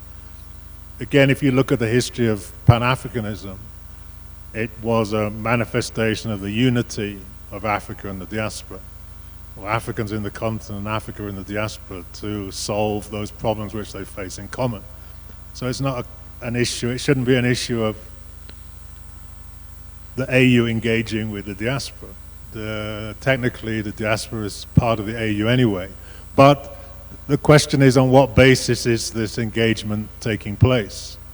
Because, for example, in AU circles, a lot of emphasis is given to remittances and so on. But not much emphasis is given to the common discussions that need to take place. So one of the key things about the Manchester Congress, one of them was, it was people getting together and discussing their common problems and coming up with solutions. But that generally doesn't happen today. The other thing is, if we look at the history of Pan-Africanism, we've seen requests. I mean, it was mentioned this morning, one of the most famous from Malcolm X, going to the leaders of African states and saying, we are also Africans. Essentially, what are you doing for us? How are you looking after our interests in the diaspora? So it was interesting during the upsurge in 2020 regarding Black Lives Matter and so on. The AU was almost completely silent. So if there's going to be engagement between this state Pan-Africanism and the diaspora, then it has to be reciprocal. And the AU should say something on behalf, even it may not say everything, but it should say something. And at the moment, that's it's not very obvious. The other thing about engaging, so-called, with the diaspora is, what is the representation of the diaspora? How is the diaspora going to be represented within the AU? At the moment, there's no mechanism for the representation of the diaspora, because the way the AU is constituted, it's not really concerned with representation. So people in Africa in general aren't represented. The workers of Africa aren't represented. The farmers of Africa aren't represented. I know you can say their heads of state represent them, or you maybe say they don't. So there's no definite representation. So this is always going to be a problem. If people aren't represented in the AU, how is the diaspora going to be represented? Then there's the question of various questions about what kind of Pan-Africanism and even what should the AU be doing. If you look at the kind of founding of the AU and the things that were said at the time, various a rationale was given for the development of the AU. One was it was going to be a bulwark against neoliberal globalization. Well, it hasn't been that. So then you have to question the rationale. The second is that it should defend the interests of African states. So when the NATO and so on invaded Libya, what did the AU do? So if the AU can't stand up for the sovereignty of African states when one African state is invaded, that raises very serious questions about the capacity of the AU, I would have said. So I think these are problems. We could say equally today the sovereignty of Haiti. Haiti is only an observer of the AU. What are the AU saying to speak up for the sovereignty of Haiti? I haven't heard the AU say anything. Maybe they have. But that's a very serious question, because at the moment people are considering, or I say people, the US and its friends are considering the invasion of Haiti, or intervention. I won't say invasion, intervention. So these are, again, very important questions. So to come back to this question of what is Pan-Africanism, one has to look at what are the problems of the continent and the diaspora. And even if you look at the problems of the continent, it's sometimes one struggles to see how the AU is addressing these problems. Because for many people in Africa, the problems revolve around, can they have clean water to drink? Do they have uninterrupted sources of power, electricity, power to cook with? Do they have meaningful employment? Let alone all the other rights, the right to health care and so on and so forth. Even these things, there are struggles over. So these are the problems of the majority of people in the continent. And if they're not being addressed, then it raises the questions that I tried to address in my presentation earlier. That one can develop, a free trade area and so on and so forth. But if there's no economic democracy, then you have the same situations you have in the EU, that the biggest states, the biggest economies grow, and the smaller states don't grow as much, and the majority of people don't benefit at all. So we have that experience. We know what happens. So then one has to take these things into account. So this question of economic democracy, and what was raised in 1945, that what is the most important constituency are the majority of people. Because one of the key characteristics of the majority of people is they're the ones who create all the wealth. I know some people are influenced by these strange theories that come out about trickle down, and it's the big multinationals and financial institutions that create wealth, but they don't. It's people who work who create wealth. So the wealth creators then also have to say about how is this wealth going to be distributed and used, and at the moment that doesn't happen. So to me, these are very fundamental problems that people spoke about in 1945. They said we condemn this monopoly of capital. So has the situation changed? No. We condemn these alien political institutions that have been imposed on us. Has that situation changed? No. We condemn these artificial borders that have been imposed on us. Has this situation changed? No. So unless the Pan-Africanism of today is going to address the things that haven't been addressed over the last 80 years, plus the problems of providing drinking water, fuel. I talked about the biggest economy in Africa. The two biggest economies in Africa even cannot provide water and electricity to their population. The biggest economy in Africa can't even provide security for its citizens. So these are the problems of the majority of people, and they're the problems that the majority of people are not in a position to make decisions over because of these Eurocentric political institutions that exist in this continent. So these to me are very fundamental problems, just as they were in 1945. And I think more time needs to be spent on finding solutions to these types of problems. Thank you very much, Mr. Chairman. The point is, I was hoping that the presentations, the presenters should have critically reviewed how far we are going with this agenda of Africa Union. Critical reviews in the academia is a prerequisite to submitting our recommendations and etc.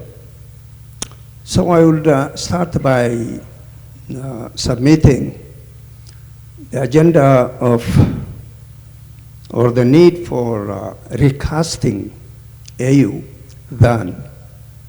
Pan-Africanism rather than reinvigorating. Recast the Pan-Africanist agenda, which has been around with us when I was grade school. I was in grade school. suppose more than 60 years now, is long enough to be re-evaluated and see what the motivations of the founders of this concept had at a time when Africa was tasked with the agenda of liberation, okay, coming out of colonialism. Okay, and with that spirit, we could understand the issue. And in the days of our studenthood, we did hit the streets, whether in our indigenous countries or in a foreign land, advocating liberation of colonized African peoples. Now, as time went by, even the concept of Pan-Africanism was almost forgotten. There was a deafening silence. Now, after so many years, we now come and say, reinvigorate. I think I submit that we need to maybe recast the whole concept, because we do get embarrassed when you have this rather a very important organization, and the African countries cannot even finance it. Okay, it thrives, lives on external donors who do have agendas, and as we know, have been undermining left and right when African countries do want to, independently decide on their internal matters. So, the fact that it has been a top-down project and has not gone deep enough into the African community, culture, individuals, and hence I see the sustainability is in question. That's why it has remained dependent for more than or close to 60 years. Now, if the African nations cannot be honest with themselves, and we, at least as from the intelligentsia community, also be honest with ourselves and critically examine what is going on, I don't think this organization of ours can be reinvigorated. Let me just cite 2 examples and leave the floor.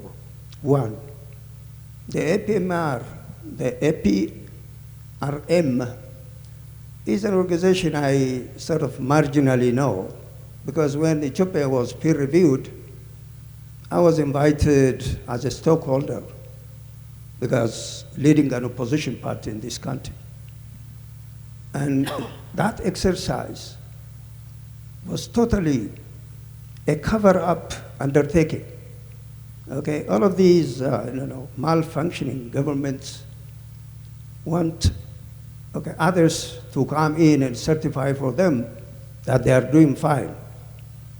Okay, so we had to, walk out of that process, because we were brought in also with the same kind of intention, that the system in Ethiopia, the governance, and this and that, is functioning and serving the population. And I would also say, likewise about NEPAD. All these ideal, conceptions about democratization, all that.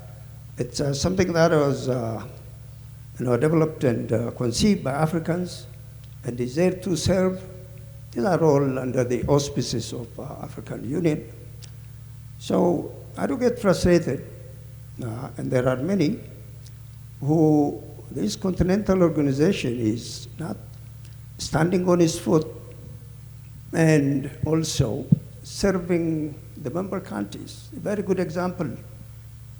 Okay, the foreign elements or who are funding the organization come in and even tear down a member state A good example of Libya was brought in. What is AU do under that kind of circumstance? There are many examples. So these are some of the things that would require us to perhaps recast and start building from bottom up. Okay? We don't just say dwell with an instrument that does not effectively operate. Thank you very much. Thank you very much, Professor Bayana. Yeah, maybe we could talk about this Economic and Social Council. That was ECOSOC. That was supposed to expand the constituency of the AU rather than being just a club of heads of state. That the society should be engaged. I don't know how much it has been effective. Maybe, since you have an experience, you could tell us about that. Okay, next, please brief interventions because we haven't got much time. As brief as possible, yeah.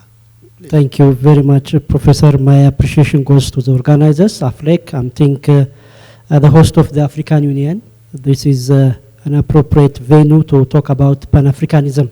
And I hope this is just the beginning and we will have it in the next years as well.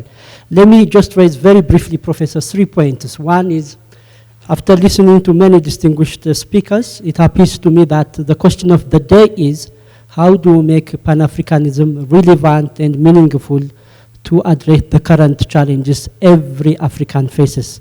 I think Pan-Africanism, we all know it has been effective in contributing for decolonization of Africa, eradicating apartheid. Those were evils.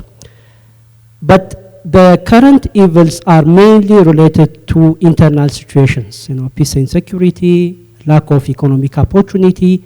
And I think this is how, in my humble opinion, we need to redefine, reshape the narrative of Pan-Africanism. Yes, I'm not in any way underestimating the devastating impacts of slave trade or colonialism or neocolonialism, but in order to make it relevant for the current and future generations, we need to recast it, if I may use the word Professor used, in order to make it relevant for the current generation.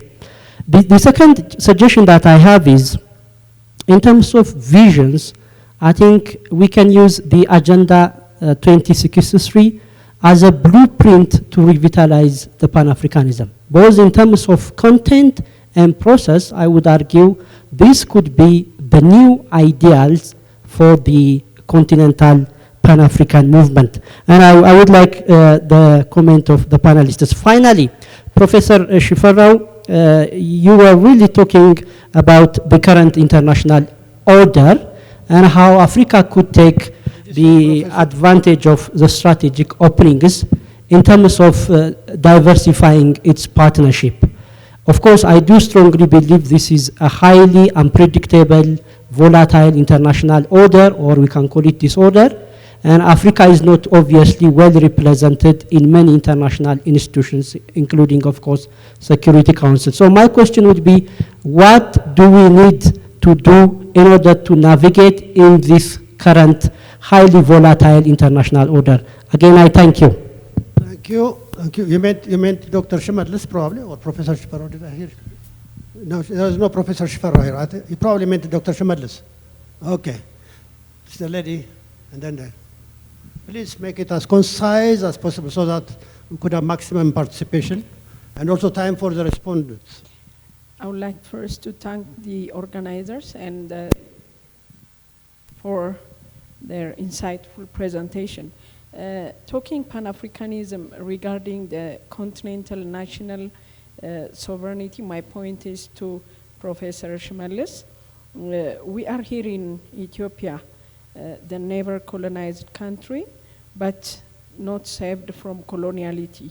So how do we embrace the concept of decolonizing mind, knowledge, the epistemic colonization and coloniality of power to rethink critically Pan-Africanism, to create African that is disobedient to Westernization and to the Euro.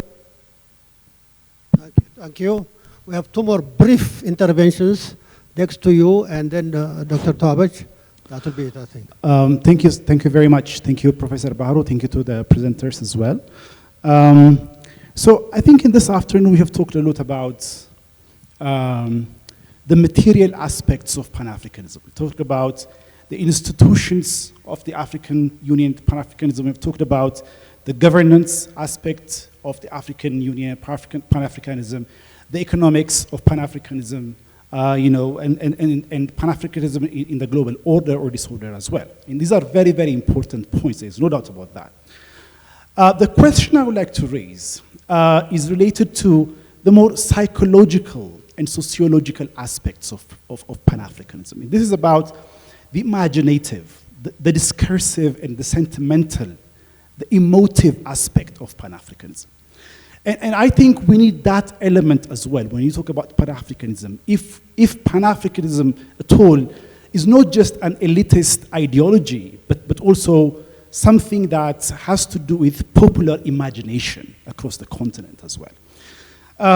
So the question then is, do we assume that if at all we come to see the full realization of the institutions and economic aspirations of the African Union, we would ipso facto see the full blooming of Pan-Africanism? Or do we need to do more at the psychological and sociological levels, which has to do with kind of creating a common sense of history across the continent, trying to invent tradition, to use Hobsbawm's wording, to kind of inventing traditions across the continent to bring about that popular sense, that sentimental aspect of Pan-Africanism.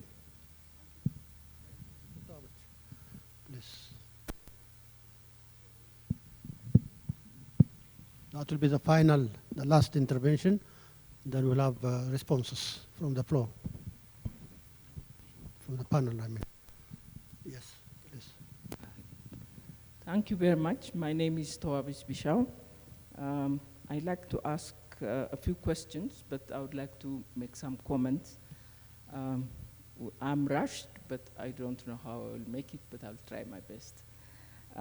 I think Pan-Africanism is an excellent concept. I understand it to mean that all Africans all over the world working together in a systematic manner to contribute to Africa's development. So that's a concept that we all uphold. However, see, there is a core issue of institutional capacity within the African Union, who is supposed to be the leading force behind this. And also the capacity of leaders in all member states who are supposed to be the leaders of the communities to contribute to this interesting concept. However, we know that leaders in every African country are elected for 5 years, so their main attention and effort will be to make it through the 5 years and also somehow to have the opportunity to go to the next 5 years. So their focus is internal and making sure that they get the votes. But the concept of Pan-Africanism goes beyond that, requires an extended, systematic, and sustainable arrangement of institutions, forces, and human resources to contribute to that. Having said that the institutional capacity of the AU has to be strengthened, I also mean that the human resource capacity of the AU has to be strengthened. We have political appointees in many of these institutions, in many of these positions, who are eagerly waiting and looking to make sure that they are there for many years. We have seen some heads of states now. If we hold another meeting 2 years from now, I wonder how many of these heads of states will be here to continuously hold the message to ensure that Africa has a lasting, I will stop, Prof, has a lasting, committed leadership. So we need institutions like this to commit themselves to have strategic thinkers, African strategic thinkers. We don't have them now. We have politicians or technocrats who are employed for their day-to-day engagement. So we need to rethink how best we need to reorganize the African Union, reorganize development engagements so that we truly mean business in terms of such kinds of development issues. I thank you. Thank you very much. Thank you. Thank you.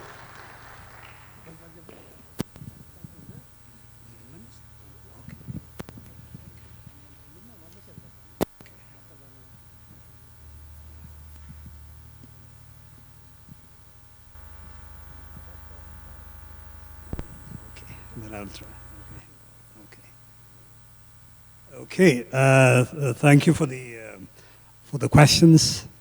I'll try my best to respond to them. I agree with Professor Bayana about the need. I think there is a need for a reckoning with Pan-Africanism. 60 years is time to raise or critically interrogate what Pan-Africanism had achieved and not achieved, and the discrepancy between the dreams and deeds over the last 60 years. I think this is a time to pause. And I think this is the reason why the title of this conference is called Reinvigorating and Recalibrating. And a pause, reinvigorating and recalibrating Pan-Africanism would not be possible without raising fundamental questions about even the merit, meaning the merit or relevance of Pan-Africanism, especially relevance in the context of the hundreds of millions of Africans who know very little about Pan-Africanism or who are still unaffected by Pan-Africanism, because Pan-Africanism is, in many ways, as you say, it is top-down structure. Some people call it even a talking shop of leaders. So in that sense, to be relevant to Africans and to be credible to the world in a world like today's, I think Pan-Africanist leaders, both political and intellectual leaders, need to raise these very serious questions, because these are uncomfortable truths about the truths about Pan-Africanism. So I would agree with that. There are painful, Professor Barrow mentioned about genocide, painful failures on the part of Pan-Africanism, African Union, or AAU over the last 60 years. So I agree totally with the suggestion that we need to have the political will and courage to raise critical questions about what Pan-Africanism is today, and especially in the context of this changing world. So what should we do? I think the second question is, what should we do? What African Union, or Pan-Africanism do in the context of these changes that are happening? I think this is my last slide that I didn't talk about. I think, in my opinion, in my understanding, I think the world will never be the same again. It will never be the same again. I don't think there is any way that we can go back to normal. There is nothing normal over the last 4 or 5 years. So as I said at the beginning, this is an inflection point. It's a time of reckoning for the international community. But the international community is not willing or is not ready to make the difficult decisions that can reimagine, reinvent, rebuild the world on foundations of justice, equality. I think this is where Africa and the global south come in. I think any self-respecting African country today will never accept to be trapped or to be a theater for proxy wars. That's not happening. There is an increasing acceptance of a multipolar world. But I don't agree with the idea of multipolarity if that means a multipolarity of authoritarianism or a value-free multipolarism. A multipolarism that liberates and empowers needs good multipolarists. I think there is a need to reinvent the world on foundations of justice. I think a world that is more just, more fair, more free, more inclusive, more peaceful is possible. It requires a different kind of imagination, a radical imagination. I think that radical imagination probably comes from the region of the world that has been a victim of what is known as the international system or the rules-based system. I don't know if that is an answer. I think the last two questions refer to the need to, I think, epistemic coloniality. I think when we talk about Africa in particular, I think we need to raise epistemological question, which is to say, how do we know what we know about Africa, or specifically any country in Africa?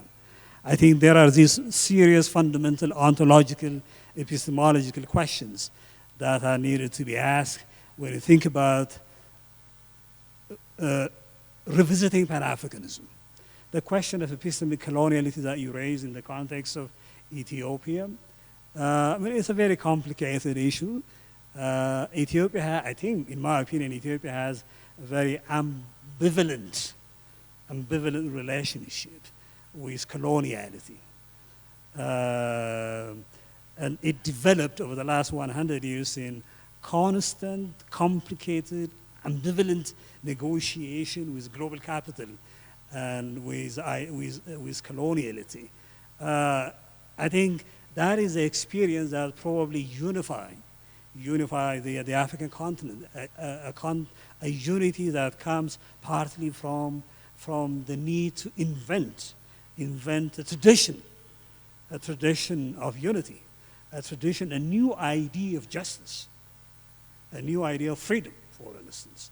That kind of narrative, a liberatory narrative based on ideas of justice and freedom, an African idea of justice and freedom, is probably that's something that we need. We need as we try to chart a new way for Africa in the 21st century. Thank you very much. Briefly, because yes, absolutely. Briefly. 3 questions, and I think I'll just use a sentence or 2 to answer each of those 3 questions. The first is about ECOSOC, the civil society arm of the African Union. Yes, it's a good initiative. It's been around for a while, and it's based in Lusaka, Zambia now. Good idea as it is, but when it comes to the practice, it takes us back to the gap between normative frame and the implementation on the ground. Is that civil society from the national level is not given space in policy formulation and policy implementation from national level up to the continental level. We have a summit now, for example, and civil society have been agitating for a number of issues around African, continental free trade area, the CFTA, AFCFTA. They even had meetings in Addis. The question is, how many of their resolutions from those meetings, their side events, filtered into the decision making at the level of the union. It's a $100 million question for all of us. I leave it at that. Second question, the issue around, the meaningfulness of Pan-Africanism to ordinary African citizens. That's a big question, and Prof. Hakim addressed that in a big way in his presentation and now when he was responding, making a distinction between state-led or state-driven Pan-Africanism and people-centered Pan-Africanism. We are lacking on people-centered Pan-Africanism. There's too much of state-centric Pan-Africanism, which doesn't filter down to the ordinary citizen. A good example is right now, remember this year has been declared the year of accelerating, by the African Union, the year of accelerating AFCFTA. Well and good. We can say we're celebrating the trade regime that is being envisaged. But how far are we? We're talking about free trade, free trade, free trade, free trade. How far are we with free movement of Africans on their own continent? The continent is a closed space to Africans, but a wide open space to non-Africans. That's the tragedy. That's our tragedy. I'll leave it at that. The last question I need to address, very last one, and again, a couple of sentences, is my sister raised very interesting issues. About what is needed to make these Pan-Africans we're discussing here effective and more meaningful, as Prof said. Now, I have a suggestion, in part to answer your question, that we need 4 main conditions or critical, what's the word, factors that will make this effective and bridge the gap between state-centric and people-centric Pan-Africanism. 1, we need transformative and visionary leadership. We need Pan-Africanist, let me start that way. Pan-Africanist, transformative, and visionary leadership. Believe you me, it's lacking. 2, we need institutions that work. And those institutions are effective and they're autonomous, not dependent on external influences like the World Bank and the IMF. 3, we need thinkers. We need thinkers. You talked about strategic thinkers, to use your own phrase. We need strategic thinkers. And those thinkers must be the ones that also actually frame policy making at the highest level, even of the union. It's lacking. Finally, we need vibrant and active citizenry. We need a vibrant and active citizenship. African citizens feel more like foreigners in Africa. We feel more like foreigners in our own countries. You speak like I speak here in my country, right? Somebody's listening and probably not amused. Thank you, sir. Thank you very much. Thank you. Okay, so I think somebody raised the question of, I think somebody mentioned NEPAD actually at the beginning, but talked about development. There again, what does development even mean? And one of the most useful definitions was maybe provided by Walter Rodney in his famous book, How Europe Underdeveloped Africa. One of the things he points out in that definition, he's maybe not the only one to point it out, is development is not just an economic phenomenon, but a societal phenomenon. So if you have a society that's undeveloped, that's unequal, that doesn't function appropriately, then overall development is going to be extremely difficult, if impossible. So I think whenever we speak about development, again, defining it very clearly is important, and it means the advancement of society for the benefit of all, not just for some. Secondly, the question of again, definitions of Pan-Africanism. To me, the key thing is that Pan-Africanism should be relevant to the majority of people, both in Africa and in the diaspora. So it may mean working together, it certainly means working together, but it means working together for the advancement of all. And that means standing up for the majority of Africans, standing up for those in the diaspora as well. And even doing what it is said institutions are supposed to do. Standing up against neoliberal globalization would not be a bad thing to start with.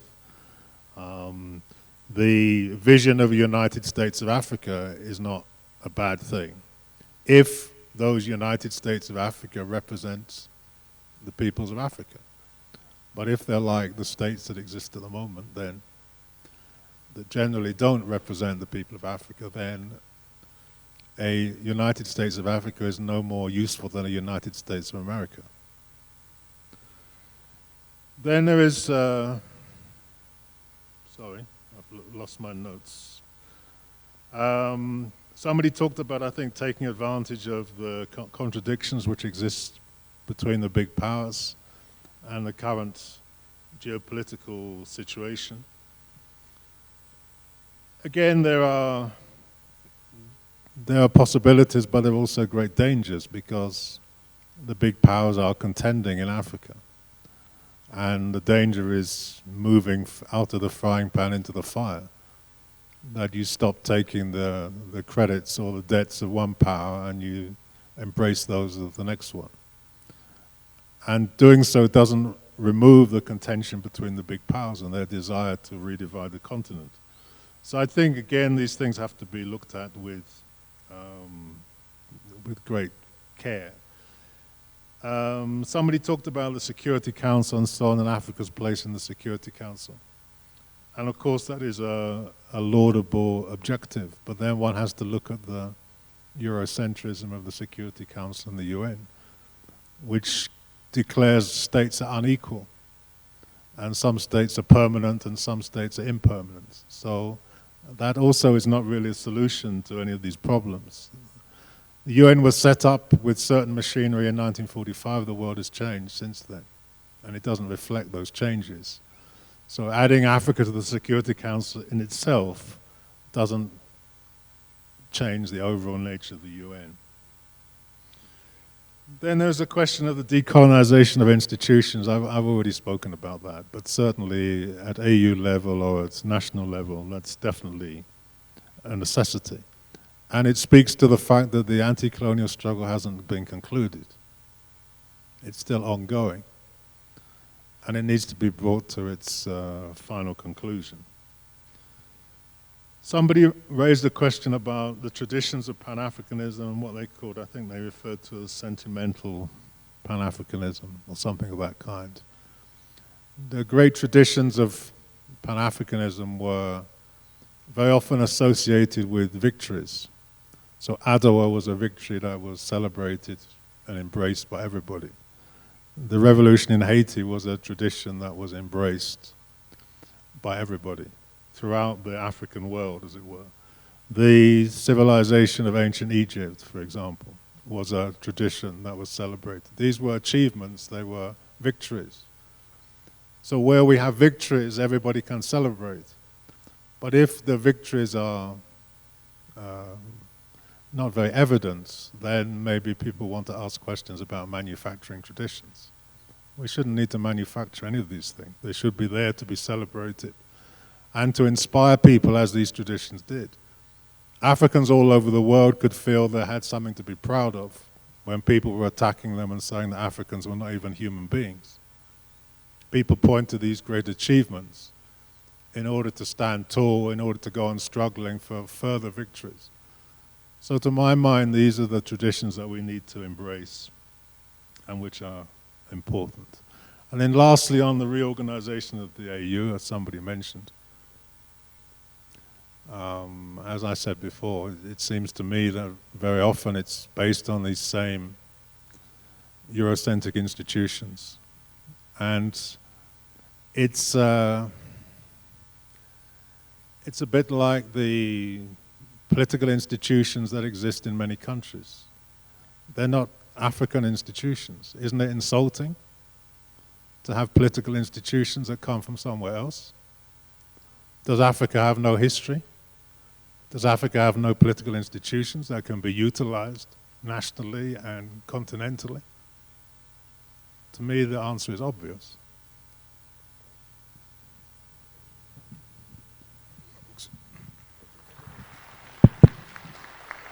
Okay. Like all good things, this also has to come to an end. I think we have raised quite a number of interesting questions, thoughts for reflection. If I could identify just two, I think the first is how to make the AU and its infrastructure more effective, including the APRM, whose problems we have seen.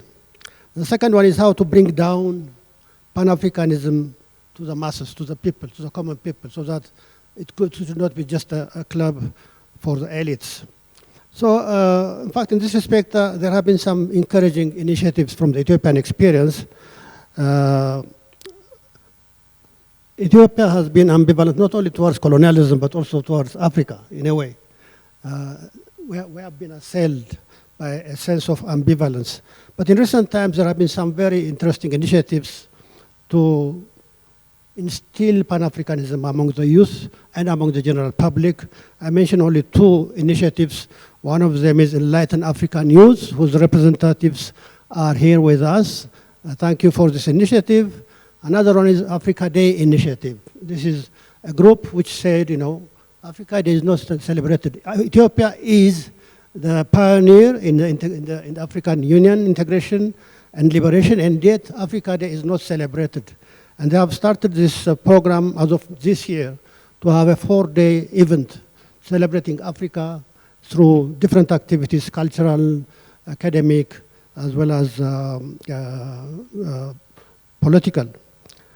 So, well, we have raised quite a number of questions. We have not answered all of them, and I don't think we can. But I think it's sufficient motivation to AFLEX to make this initiative that they started this year a tradition, so that we could have an annual events on Pan-Africanism, the contemporary relevance, the challenges, and what's the way forward. Not just anniversary, but annual event. I think this is a message that I would like to transmit to AFLEX. So I would like to thank all the participants for their contributions and the panelists who deserve a big hand from you.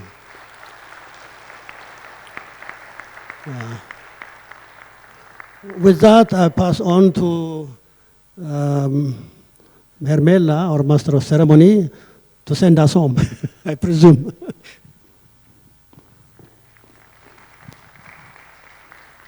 Yes, thank you so much to all of our speakers and our moderators.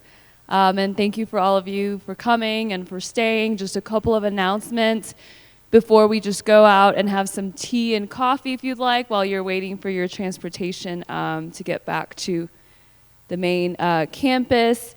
A couple of things. So there is a QR code that will go up on the slide up there, and what you can do is take a picture of it, and it will take you to a really short questionnaire asking for some feedback about this event. This is AFLEX, the African Leadership Excellence Academy's first Pan-African Forum. So the Academy would like to know what you thought went well, what you might suggest the Academy does next time. So take a picture of it if it doesn't scan for you here, because you may not be connected to Wi-Fi, and then you can scan it later. There's also an event that is a collaboration between AFLEX and Addis Ababa University happening February 22nd at 3 p.m. It's a public lecture, and the topic is African Diaspora and African Development. It's at Ras Makonnen Hall in Addis Ababa University. So if you're able to make it, Professor Hakim Abdi, who is at the end of the panel here, will also be speaking there. Let me just make sure I did not miss anything else before we go to our closing remarks. I think we're good. So without further ado, I'm going to turn it over to His Excellency Dr. Miret Dabebe, AFLEX Chief of Academy, for closing remarks.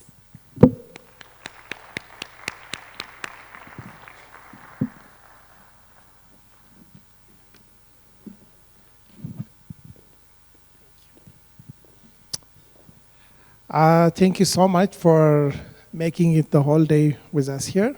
So we're not doing any formal closing remark, but I would do some appreciations and also a very brief reflection on the day and way forward. So the first thing is, this is the first of its kind as far as a Pan-African or a continental event in this academy. As I said in my opening remark, the academy has been reestablished only a year and a half ago, and we've been busy training local national leaders. But one of the pillars for this academy is Pan-Africanism. So we're serious in starting it. We're very hesitant to do it this year because we have a lot of needs in terms of building our internal capacity. But there is nothing, as far as time is concerned, better than now to start anything.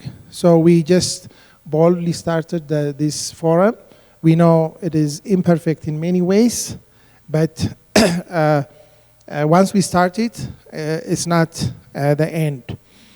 Before I say the other closing reflections, I would first I would like first to appreciate first off the heads of state, the diplomats, ministers, ambassadors, since there are not most of them here, especially you, our most distinguished guests, for being here and for being part of this history. In 10 years, in 20, 50 years, we will know this is the start of a big beginning. So I would like you to give hand to yourself. And our partners in this engagement, or our co-host, Prime Minister's Office and Ministry of Foreign Affairs, I would like to appreciate them. This event was in a very short notice prepared by Flawless, Yohada and her team. Also the tea break, the lunch, the very beautiful reception by Kuriftu and their team. Our speakers, of course, and moderators and MC, all of them, the media, the federal police, the staff here at AFLEX, and other partners. I would like to appreciate them all on behalf of you and the academy. Of course, the next thing is what's next. What's next is very important. We plan to make this the beginning of an annual forum, not just for a day, but avoiding the crowd of the AU summit, probably beginning a few days before the summit. So it would be a serious deliberation and forum on Pan-Africanism. So also in between the annual summits, we hope to engage the youth, women, the diaspora, and different elements of Pan-Africanism, not just from here, but also all over the continent. So that's the plan. As far as opportunities are concerned, as I said earlier, we're very open. We're just starting. So I know there are so many resourceful people here, those who spoke and who haven't spoken. So we are very open to accept your ideas, inquiries, contributions, volunteer work, anything, networking. So visit our office, which is in Bole, or our website, so we can plan a better and more impactful events in the future. As far as reinvigorating Africa, is it needed? Is it possible? What kind of reintegration is not answered. It's a question, so we want you to take the question. So we don't claim that we answered those questions. Pan-Africanism, is it an identity? Is it an idea? Should it be an institution? I don't think we've answered that yet, but the question is invoked. So we will hope to engage in those areas as well. The globe is changing. Are we? Can we? Should we? Do we have any option? That's a question too. So these three questions, I will leave them with you. So whatever you want to see, or you want to be done, or you think is better, it's you. There is nothing, I mean, we provide the space, the opportunity, but we have to do it together. So give us your ideas. Lastly, don't rush to leave. If you are not in a hurry, please network, contact us, talk to each other, and let's hope we will do much better engagements in the future. I thank you all for being here. So you are part of history. Thank you. That's it. There is coffee and tea outside. Thank you so much. Have a good evening.